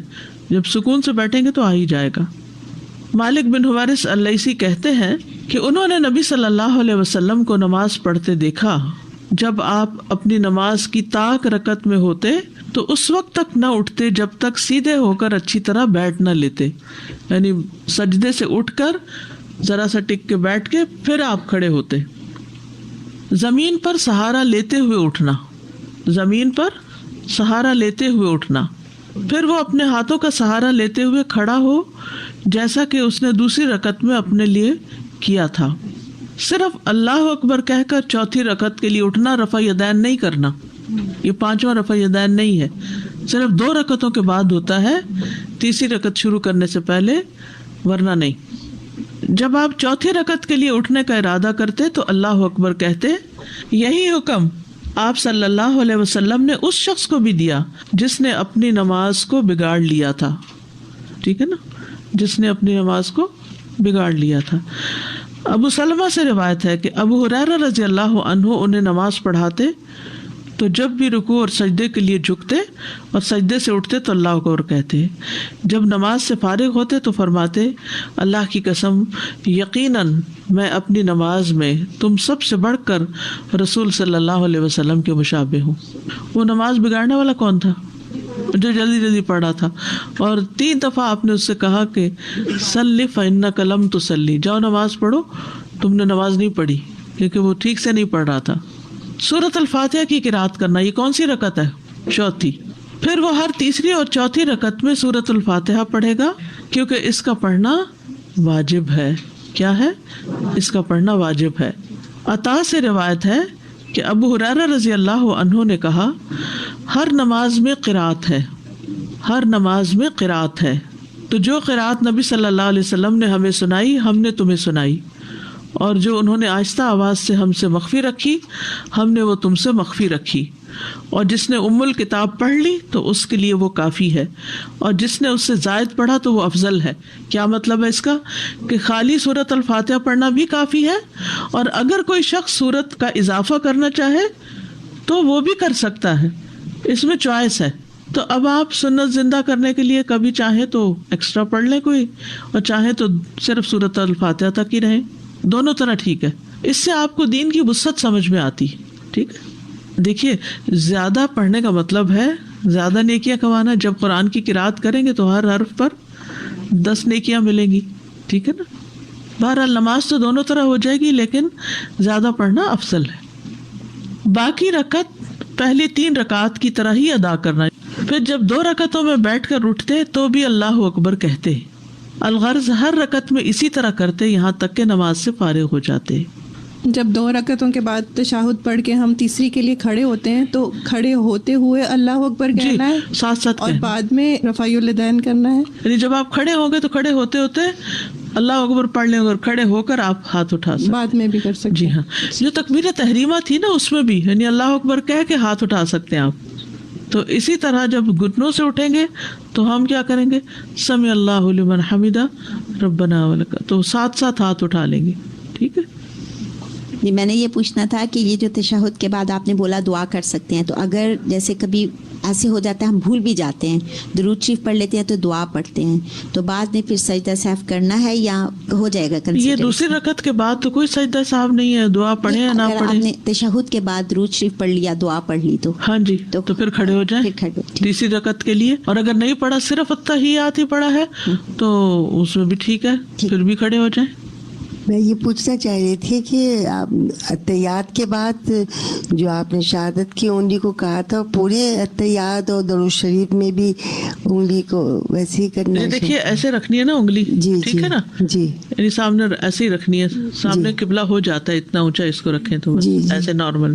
التحیات للہ والصلوات والطیبات السلام علیکم یا رب، السلام علیکم، یعنی جب کوئی نیا سینٹینس شروع کرے تو اس کو ہلا دیں، ٹھیک ہے۔ یہ اس سے آپ کی توجہ جو ہے نا، وہ اگر آپ ان دو کو ساتھ ساتھ میچ کریں نا جی تو آپ ادھر ادھر نہیں جائیں گے، کیونکہ آپ کو یہ ہوگا کہ میں نے کہاں انگلی اٹھانی۔ جی السلام علیکم ایھا النبی ورحمۃ اللہ وبرکاتہ، السلام علینا وعلی عباد اللہ، ٹھیک ہے۔ تو ہلکی ہلکی حرکت دینی ہے ہر جملہ شروع ہونے پہ۔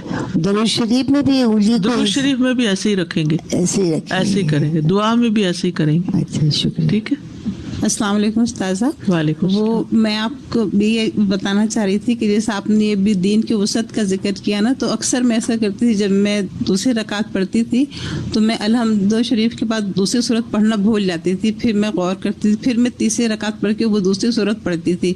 لیکن سبحان اللہ، اب اس سے ہمیں یہ پتہ چلا ہماری نماز تو ہو جاتی ہے اگر ہم دوسری صورت نہ پڑھیں تو۔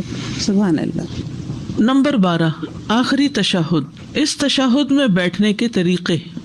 نمبر 1، دایاں پاؤں کھڑا کرنا اور بایاں پاؤں بچھا کر سرین زمین پر رکھنا، یعنی اپنے چوتڑ جو ہیں وہ زمین پر رکھنا، پیٹھ کے ساتھ بیٹھنا۔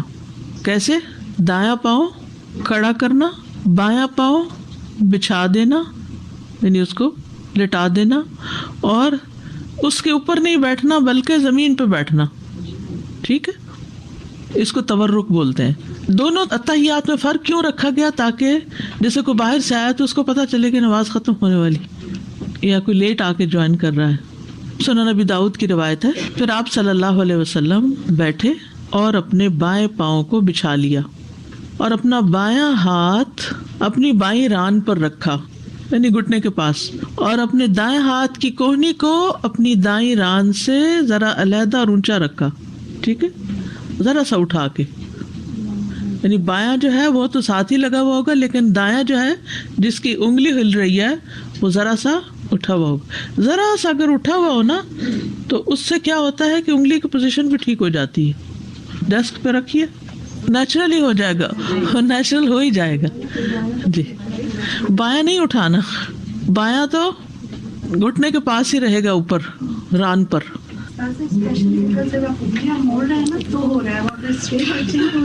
جی, انگلیاں موڑے تو یہ 3 انگلیاں موڑے تو تبھی ہوتا ہے. جی, آپ دیکھیے کہ مختلف کلچر میں طرح طرح کی ایکسرسائزز اور میڈیٹیشن کے طریقے ہیں. کبھی کر لیں اور کبھی انگلیاں کھڑی کر لیں, کبھی یوں اسٹریچ کریں, کبھی.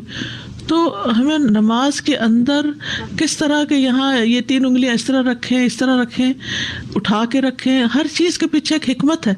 اور اگر انسان صحیح وہ سب کچھ کرتا جائے تو معلوم نہیں کتنے ہی دنیا کے فائدے, ہیلتھ کے کتنے بینیفٹس اس کو ملے. کیونکہ عام ایکسرسائزز میں ہمارے جسم کے جو اندر کے اعضاء ہیں نا وہ سارے نہیں حرکت کرتے, لیکن نماز ایک ایسی چیز ہے کہ جس میں صرف ظاہر نہیں, ہمارے جو جیسے اسٹمک ہے, لیور ہے, یہ سارا بھی جیسے ہم سجدے میں الٹتے ہیں تو ان کی بھی ایکسرسائز ہو جاتی ہے. کیونکہ الٹ کے پھر ہم کافی دیر تسبیحات کرتے ہیں تو اتنی دیر ان کی پوزیشن اور ہو جاتی ہے, سرکولیشن بہتر ہو جاتی ہے. تو بے شمار فائدے, اور ہم ان فائدوں کی خاطر تو نماز نہیں پڑھتے. نماز جو ہے وہ نجات کا راستہ ہے اور فلاح کی کنجی ہے نا, یعنی حی علی الفلاح ہے نا, فلاح ہی فلاح ہے اس میں. یہ جو جلسہ استراحت میں بیٹھنے کی جو پوزیشن ہوتی ہے پیروں کی نا, یہ فلیٹ فٹ کی پرابلم کے لیے بہت اچھی ہوتی ہے. کہ جب ایک پیر کو ہم نے اس طرح کھڑا کیا ہوا ہوتا ہے اور ایک پیر کو موڑ کے بیٹھے ہوئے ہوتے ہیں اس پہ, تو جن کو فلیٹ فٹ کی پرابلم ہو جاتی ہے, کیونکہ یہاں پہ تو ہم بغیر سلیپرز کے بغیر شوز کے ہی چلتے رہتے ہیں, تو یہ پرابلم بہت کامن ہو جاتی ہے. لیکن جب ہم اس طرح بیٹھنے کی اپنی عادت بنا لیتے ہیں نا تو وہ کرو واپس سے واپس آتا ہے. نمبر 12 آخری تشہد, اور وہ اپنے بائیں پہلو پر سرین کے بل بیٹھے اور اپنے مقد پر بیٹھے, ٹھیک ہے, یعنی زمین پہ بیٹھے. جب آپ صلی اللہ علیہ وسلم 2 سجدوں سے کھڑے ہوتے تو اللہ اکبر کہتے اور رفع الیدین کرتے, یہاں تک کہ آپ اپنے ہاتھوں کو اپنے کندھوں کے برابر لے جاتے, جیسا کہ آپ نماز شروع کرتے وقت کرتے تھے.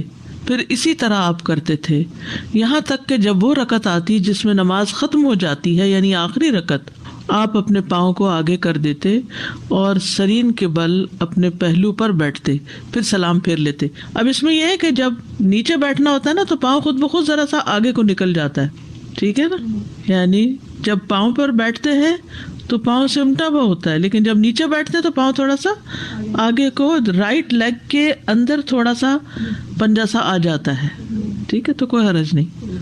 نمبر 2 بایاں پاؤں امیجن کیجئے ساتھ ساتھ دائیں ران اور پنڈلی کے درمیان کرنا, بایاں پاؤں دائیں ران اور پنڈلی کے درمیان کرنا. عامر بن عبداللہ بن زبیر اپنے والد سے روایت کرتے ہیں, انہوں نے کہا رسول اللہ صلی اللہ علیہ وسلم جب نماز میں بیٹھتے تو اپنا بایاں پاؤں اپنی ران اور اپنی پنڈلی کے درمیان کر لیتے, یہ جو ابھی میں نے پوزیشن بتائی, اور اپنا دایاں پاؤں بچھا لیتے. دایاں پاؤں کھڑا نہیں کرتے تھے بلکہ پیچھے کر لیتے, اور اپنا بایاں ہاتھ اپنے بائیں گھٹنے پر اور دایاں ہاتھ دائیں ران پر رکھ لیتے تھے اور اپنی شہادت والی انگلی سے اشارہ کرتے تھے. اب آپ دیکھیے کہ جب آپ اس طرح بیٹھتے ہیں نا تو آپ کا دایاں ہاتھ آپ کے دائیں گھٹنے تک نہیں پوری طرح جاتا, اور ویسے بھی آپ نے اس کا 53 بنانا ہوتا ہے تو وہ آپ گھٹنے کے اوپر نہیں رکھیں گے, اس میں تو انگلی کہاں چلی جائے گی, زمین کی طرف چلی جائے گی. تو آپ اس کو اوپر رکھیں گے, بائیں ہاتھ سے بایاں گھٹنا تھامیں گے, لیکن رائٹ ہینڈ جو ہے اس کی پوزیشن کیا ہوگی, ران ہوگی, ران کے اوپر رکھیں گے, ٹانگ پہ رکھیں گے. ہپ پہ جب پریشر آئے گا نا تو یہ پوزیشن خود ہی بن جائے گی, تو اس وقت آپ کو یہ سبق یاد آ جائے گا, اوہ اچھا ایسے کرنا تھا.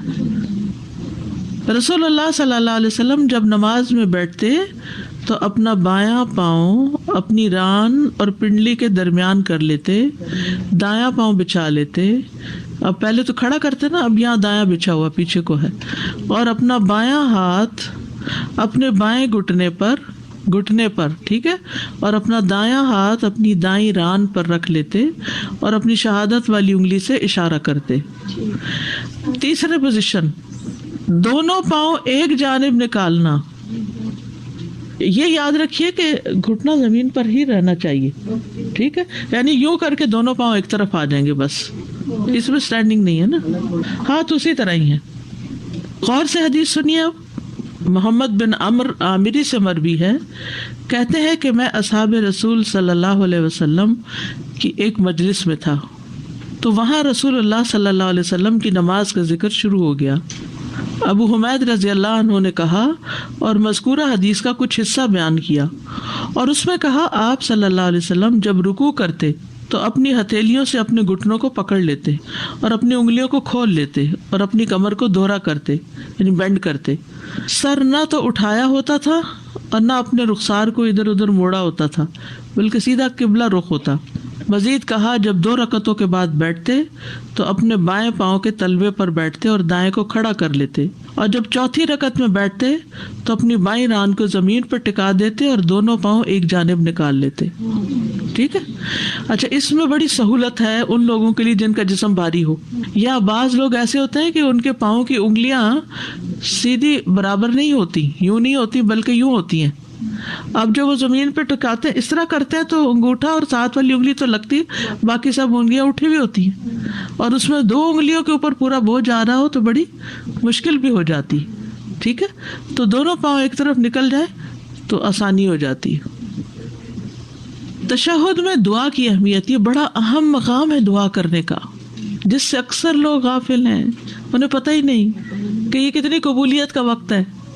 ابو امامہ رضی اللہ عنہ سے روایت ہے، کہتے ہیں کہ رسول اللہ صلی اللہ علیہ وسلم سے پوچھا گیا، اے اللہ کے رسول کون سی دعا زیادہ سنی جاتی ہے؟ آپ نے فرمایا رات کے آخری حصے میں اور فرض نمازوں کے آخر میں. فرض نمازوں کے آخر میں سلام سے پہلے مانگی جانے والی دعا. دبر الصلاۃ، عربی عبارت دیکھیے، قال جوف اللیل الآخری، یہ ہے اوپر، ودبر الصلاۃ المکتوبات. اور ظاہر سے معلوم ہوتا ہے کہ دبر الصلاۃ سے مراد سلام پھیرنے سے پہلے. یہ معنی کیوں لیا گیا ہے؟ دبر کا لفظ 2 چیزوں پہ بولا جاتا ہے. نمبر 1 کسی چیز کے آخری حصے پر، دبر پیٹھ کو کہتے ہیں نا، اور نمبر 2 جو آخر سے پہلے ہو اس پر بولا جاتا ہے. اور دبر کا لفظ نماز کے متعلق وارد ہوا ہے، اس سے مراد نماز کا بعد والا حصہ ہے، نماز ہی کا بعد والا حصہ. نہیں سمجھ آئی؟ یعنی نماز کا بالکل آخری حصہ سلام سے پہلے. اور یہ لفظ مطلق آیا ہے. یہ بھی ایک رائے ہے کہ یہ لفظ جو ہے دبر الصلاۃ یہ اوپن ہے، بس اس میں نماز میں سلام پھیرنے سے پہلے کا حصہ اور بعد کا حصہ بھی داخل ہے. یعنی اگر کسی نے پہلے نہیں دعا پڑھی یا کم اس کو یاد ہے تو سلام پھیرنے کے بعد بھی وہ مانگے گا تو یہ بھی قبولیت کا وقت ہے. قال ابن القیم رحمہ اللہ، ابن القیم رحمہ اللہ زاد المعاد میں کہتے ہیں کہ احادیث کے الفاظ دبر الصلاۃ سے مراد سلام سے پہلے اور سلام کے بعد دونوں ہو سکتے ہیں، سلام سے پہلے بھی اور سلام کے بعد بھی. ابن تیمیہ سلام سے پہلے ہونے کو ترجیح دیتے تھے، ابن قیم ہی کہتے ہیں. تو میں نے ان سے اس کے بارے میں سوال کیا، استفسار کیا، اس کی وضاحت چاہی، تفسیر مانگی. استفسار کا کیا مطلب ہے؟ تفسیر طلب کی. تو انہوں نے کہا کسی بھی چیز کی دبر اسی میں شامل ہوتی ہے، کسی بھی چیز کی دبر اس میں شامل ہوتی ہے. جیسے دبر الحیوان، حیوان کی پیٹھ حیوان ہی میں شامل ہے. اہل علم اس بارے میں ایک اصول ذکر کرتے ہیں کہ اگر احادیث میں دبر الصلاۃ کی قید کے ساتھ آنے والے تسبیح، تحمید، تکبیر اور آیت الکرسی یا معوذات جیسے ذکر و اذکار ہوں تو اس وقت دبر الصلاۃ سے مراد نماز کے بعد کا وقت ہوگا، کیونکہ سبحان اللہ، الحمدللہ، اللہ اکبر اور آیت الکرسی وغیرہ ہم کہاں پڑھتے ہیں؟ نماز کے اندر نہیں پڑھتے بلکہ باہر پڑھتے ہیں. اور اگر دبر الصلاۃ کی قید کے ساتھ آنے والی نصوص دعا پر مشتمل ہو تو پھر دبر الصلاۃ سے مراد نماز کا آخری حصہ یعنی سلام سے پہلے کا وقت ہوگا. یعنی باقی دعائیں سلام سے پہلے اور آیت الکرسی اور تسبیحات وغیرہ سلام کے بعد. لیکن اگر کسی نص میں دعا سے متعلق واضح ہو جائے کہ وہ دعا سلام کے بعد ہی کرنی ہے، جیسے کہ آپ صلی اللہ علیہ وسلم کا فرمان ہے سلام کے بعد 3 بار استغفر اللہ کہو، کہتے ہیں نا اللہ اکبر، استغفر اللہ استغفر اللہ استغفر اللہ، تو یہ آپ نے خود اس کے بارے میں ہمیں بتایا کہ یہ سلام پھیر کر ہی کہا جائے گا.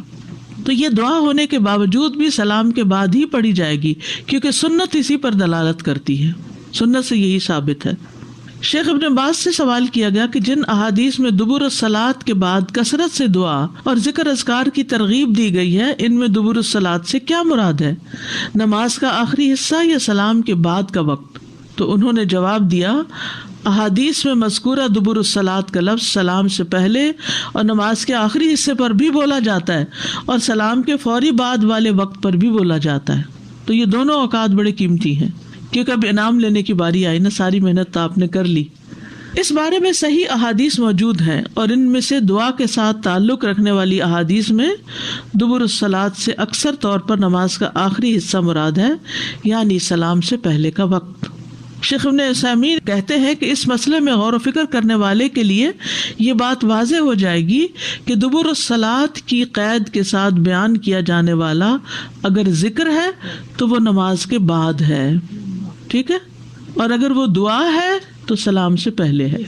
ٹھیک ہے، سمجھ میں آ رہی ہے. تشہد میں پسند کی دعا پڑھنے کا اختیار ہے.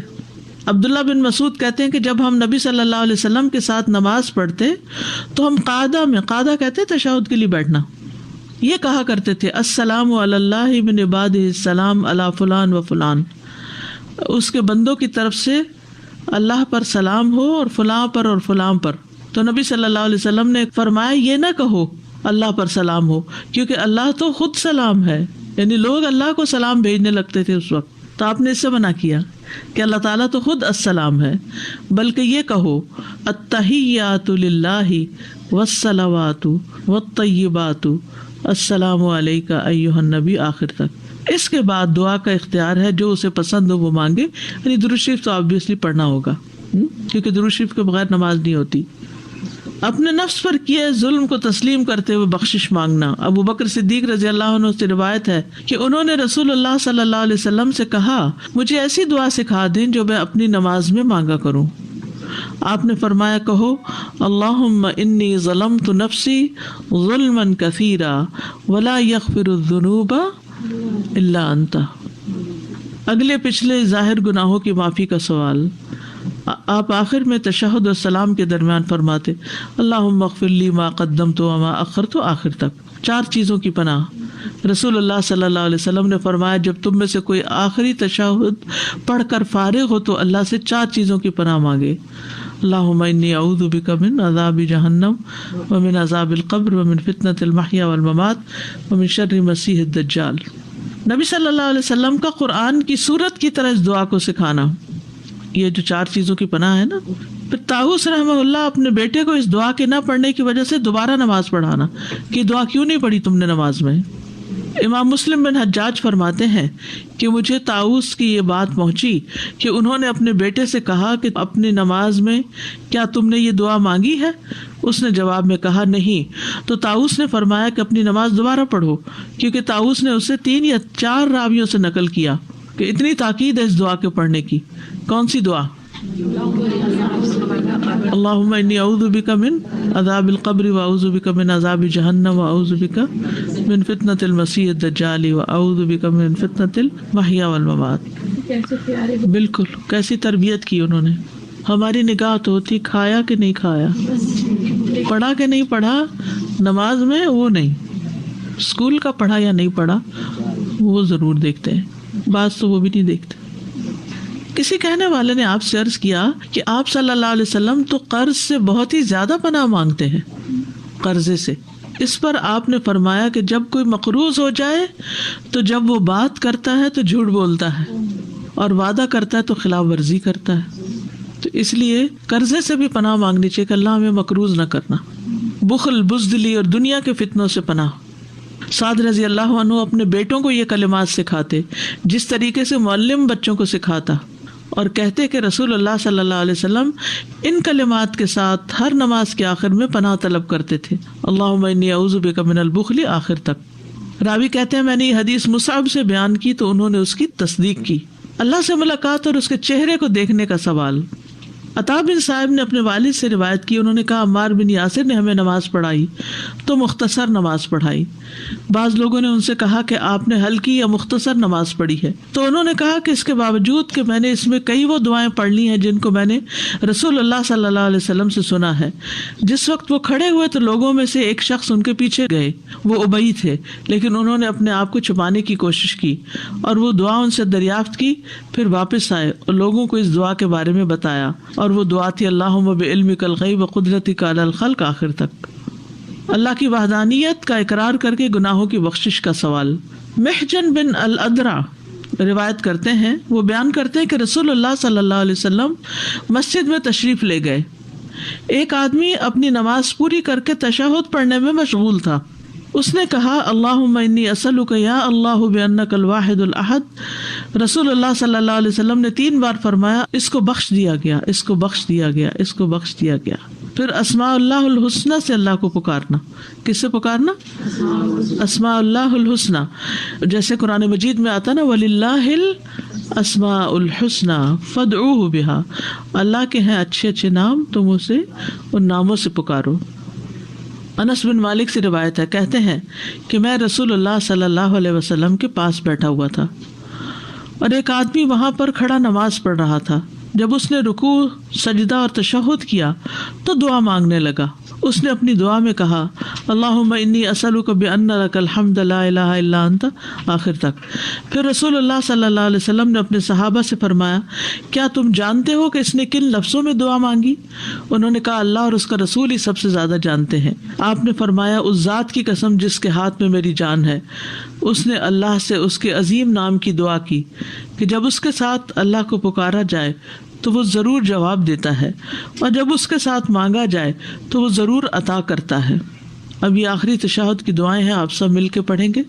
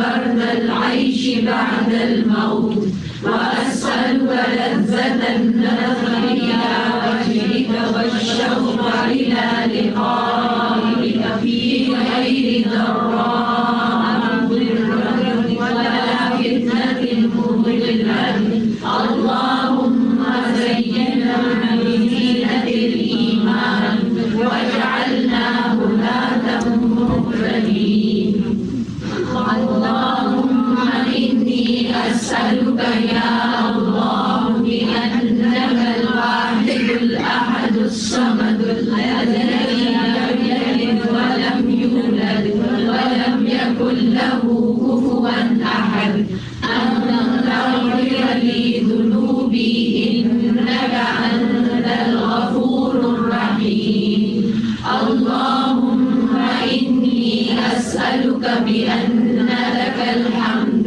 لا إله إلا أنت المنان في السماوات والأرض يا ذا الجلال والإكرام يا حي يا قيوم إني أسألك. اور ہم کون سی پڑھتے ہیں؟ بس رب اجعلنی مقیم الصلاۃ ومن ذریتی. صلاۃ کا معنی کیا ہے؟ دعا. تو اس میں دعائیں تو بہت ہونی چاہیے اور دعاؤں کی قبولیت کا بھی وقت ہے، لیکن ہم خود نہیں مانگتے، دوسروں سے کہتے رہتے ہیں آپ میرے لیے دعا کیجیے، اور دعا میں ضرور یاد رکھیے، نام لے کے کیجیے. اوروں کو تاکید کرتے ہیں اتنی محنت اپنے اوپر کر لیں. جی جناب، الحمدللہ آج ہم نے پورا ٹاپک پڑھا اس تشہد کے حوالے سے اور درود کے حوالے سے اور درود کے بعد دعاؤں کے حوالے سے. اور الحمدللہ جو ہم پیچھے سے پڑھتے آ رہے تھے کہ قیام نماز میں اور پھر اس کے بعد قیام سے لے کر سلام تک، تکبیر سے تسلیم تک ہم نے سارا کچھ پڑھ لیا. اب ہم آپ کو کچھ سلائیڈز انشاءاللہ دکھائیں گے جس میں کہ آپ شروع سے لے کے اینڈ تک جو آج کے لیسن میں جو ایکشنز تھے پہلے تو وہ آپ دیکھیں گے کہ جو آج کے لیسن میں ہم نے ایکشنز دیکھے، اور جو جس طرح انگلی رکھنے کا طریقہ اور رفع ثواب اور تشہد میں بیٹھنے کا طریقہ. اور اس کے بعد آخر میں ہم انشاءاللہ 2-3 منٹ کی آپ کو ایک ویڈیو دکھائیں گے جس میں شروع سے لے کے اینڈ تک پوری نماز کا جو طریقہ انشاءاللہ وہ دکھایا جائے گا. یہ دیکھیں پہلا جلسہ ہے، یہ پہلی رکعت ہے، اس میں جلسہ ہے. بیٹھنے کا انداز دیکھیں، 2 سجدوں کے درمیان ہیلز پہ بیٹھی ہوئی ہیں اور جسم کا ہر جوائنٹ جو ہے، ہر عضو جو ہے وہ بالکل سیٹل ہے. ٹوز جو ہیں، پنجے جو ہیں پیروں کے، وہ قبلہ رخ ہیں. جی نیکسٹ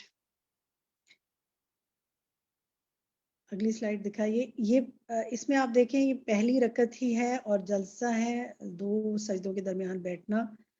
اس میں بھی آپ دیکھیں کہ جو بایاں پاؤں ہے، لیفٹ فٹ ہے، وہ کس طرح رکھا ہوا ہے، اس پہ بیٹھے ہوئے ہیں. سیدھا پاؤں جو ہے وہ کس طرح کھڑا ہے اور پنجے جو ہیں وہ قبلہ رخ ہیں. جی نیکسٹ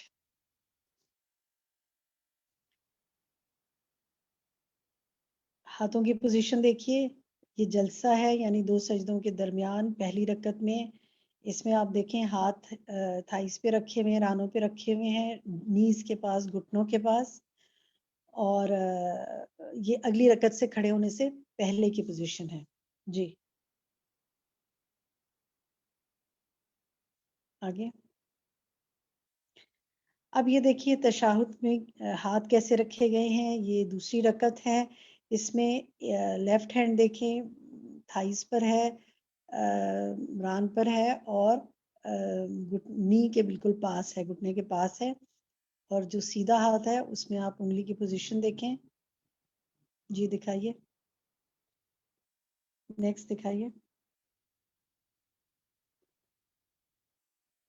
یہ دیکھیے اب دوسرے اینگل سے آپ دیکھ رہے ہیں انگلی کو جو ہے وہ موو کیا جا رہا ہے، لیکن نہ تو نیچے کی طرف موو کرنا ہے، نہ سرکل میں موو کرنا ہے، بلکہ ہلکا ہلکا اس پوزیشن میں اٹھا کر اسی جگہ ہلکا ہلکا موو کرنا ہے.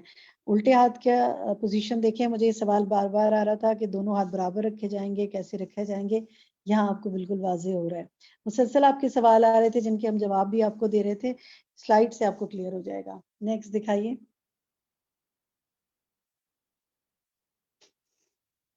جی یہ اب دوسرے رخ سے آپ دیکھ رہے ہیں کہ یہ انگلی کی ایک پوزیشن ہے فنگر پوزیشن 1 جس میں کہ آپ دیکھیں کہ جو رفع سبابہ کے لیے تشہد کی انگلی شہادت کی انگلی اٹھی ہوئی ہے اس میں آپ دیکھیں اس کی پوزیشن کیا ہے اور انگوٹھے سے میڈل فنگر کو ٹچ کیا گیا ہے ہول سا بن رہا ہے بیچ میں.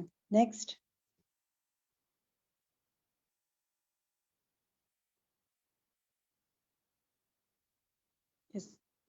اس میں آپ دیکھیے اس کے اندر کیا ہے کہ جو کرل کر لی گئی ہیں ساری فنگرز یعنی مٹھی سی بنا لی گئی ہے اور انگوٹھا جو ہے وہ مڈل فنگر کو ٹچ کر رہا ہے اور انگلی کی پوزیشن وہی ہے جو شہادت کی انگلی کی پوزیشن وہی ہے جو پہلے میں پوزیشن میں تھی. جی نیکسٹ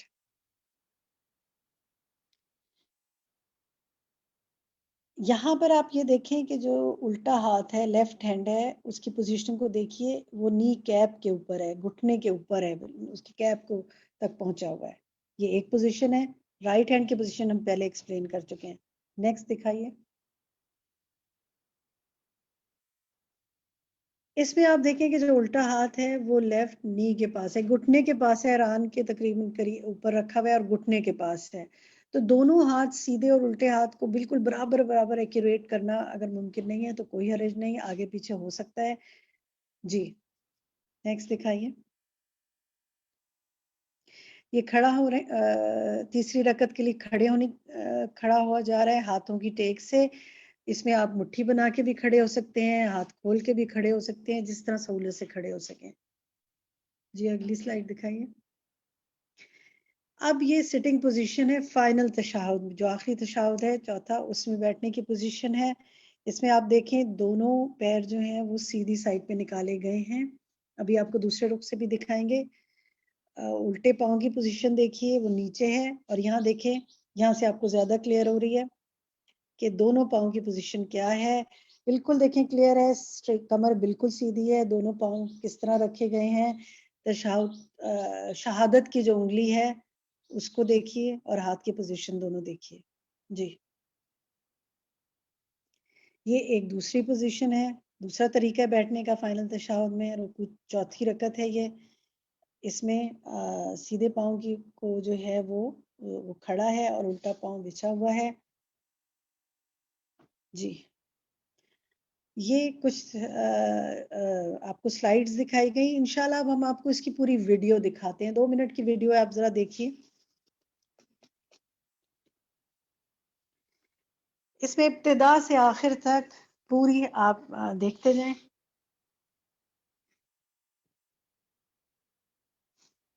اور جو چیز آپ کی مس ہو جائے سمجھ نہ آئے یہ الہدا کراچی کی فیس بک پہ سب کچھ اپلوڈڈ ہے وہاں سے آپ دیکھ سکتے ہیں.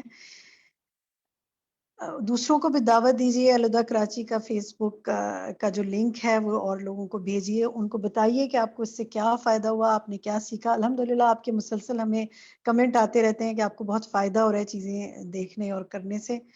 تو اس سے دیکھیں جو فائدہ آپ کو ہو رہا ہے وہ دوسروں تک پہنچائیے. اور اس کا طریقہ یہ ہے کہ بجائے تصویریں بھیجنے کے آپ لنک بھیجیے فیس بک کا. اس سے یہ ہوگا کہ جب وہ وہاں جائیں گے کوئی بھی آپ جس کی آپ چاہتے ہیں نماز بہتر ہو جب وہ وہاں تک پہنچے گا تو وہ انشاءاللہ پھر لیکچرز بھی دیکھے گا اور سنے گا. جی یہ پہلی رکعت ہے. کھڑے ہونے کی پوزیشن دیکھیے ہاتھ اٹھانے کی پوزیشن دیکھیے. یہ قیام ہے ہاتھ کیسے رکھے گئے ہیں قیام میں جو کچھ ہم پڑھتے آئے ہیں مسلسل دیکھیں موومنٹ سے آپ کو سمجھ میں آ رہا ہے. جی ہاتھ اٹھائے گئے رفع الیدین کے لیے. رکوع کی پوزیشن دیکھیے ہاتھ رکھنے کا دیکھیں نی پر کس طرح رکھے جا رہے ہیں. اب کھڑے ہوئے دوبارہ رکوع کے بعد سجدے کی پوزیشن ہے. آج سوال آ رہا تھا بہت سے نئے ساتھی جوائن ہوئے پوچھ رہے تھے سجدہ کیسے کرنا ہے یہ آپ کو اندازہ ہو جائے گا یہاں سے دیکھ کر انشاءاللہ. یہ سب سلائیڈز ہم پیچھے بھی دکھا چکے ہیں ایکسپلین بھی پیچھے کر چکے ہیں اب ان کو فائنل آپ کو ایک ویڈیو فارم میں دکھا رہے ہیں. پیر کس طرح رکھے گئے ہیں آپ دیکھیے. یہ پہلا رکعہ ہے پہلی رکعت ہے اس کا جلسہ ہے. ہاتھوں کی پوزیشن کیسی رکھی گئی ہے.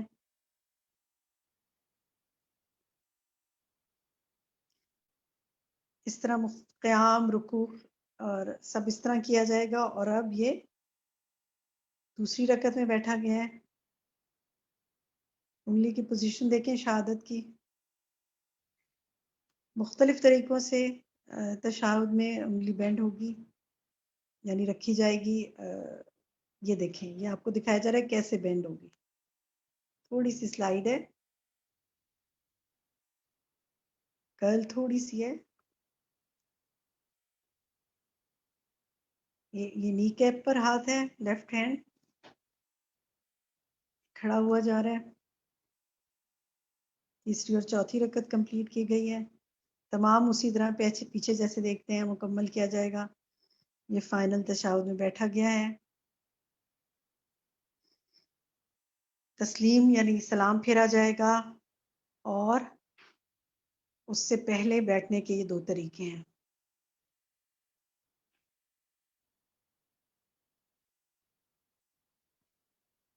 اور اس کے بعد سلام پھیر لیا جائے گا. اللہ تعالیٰ ویسی نماز پڑھنے کی توفیق عطا فرمائے جیسی نبی صلی اللہ علیہ وسلم نے ہمیں سکھائی. مصنون طریقے سے ہم نماز پڑھیں، اس کی توفیق ہمیں نصیب ہو. اللہ سبحانہ و تعالیٰ ہماری نمازوں سے راضی ہو جائے. جو چیز آپ کو سمجھ نہ آئی ہو، آپ ریکارڈنگز کو دوبارہ سنیں. سب کچھ الہدا کراچی کی فیس بک پر اپلوڈڈ ہے. انشاءاللہ خود بھی پڑھیے، خود بھی سیکھیے، خود اور دوسروں کو بھی سکھائیے اور پڑھائیے. اللہ سبحانہ و تعالیٰ آپ سے راضی ہو. جزاکم اللہ خیرا کثیرا. سبحانک اللہم و بحمدک، اشہد ان لا الہ الا انت، استغفرک و اتوب الیک. السلام علیکم ورحمۃ اللہ وبرکاتہ.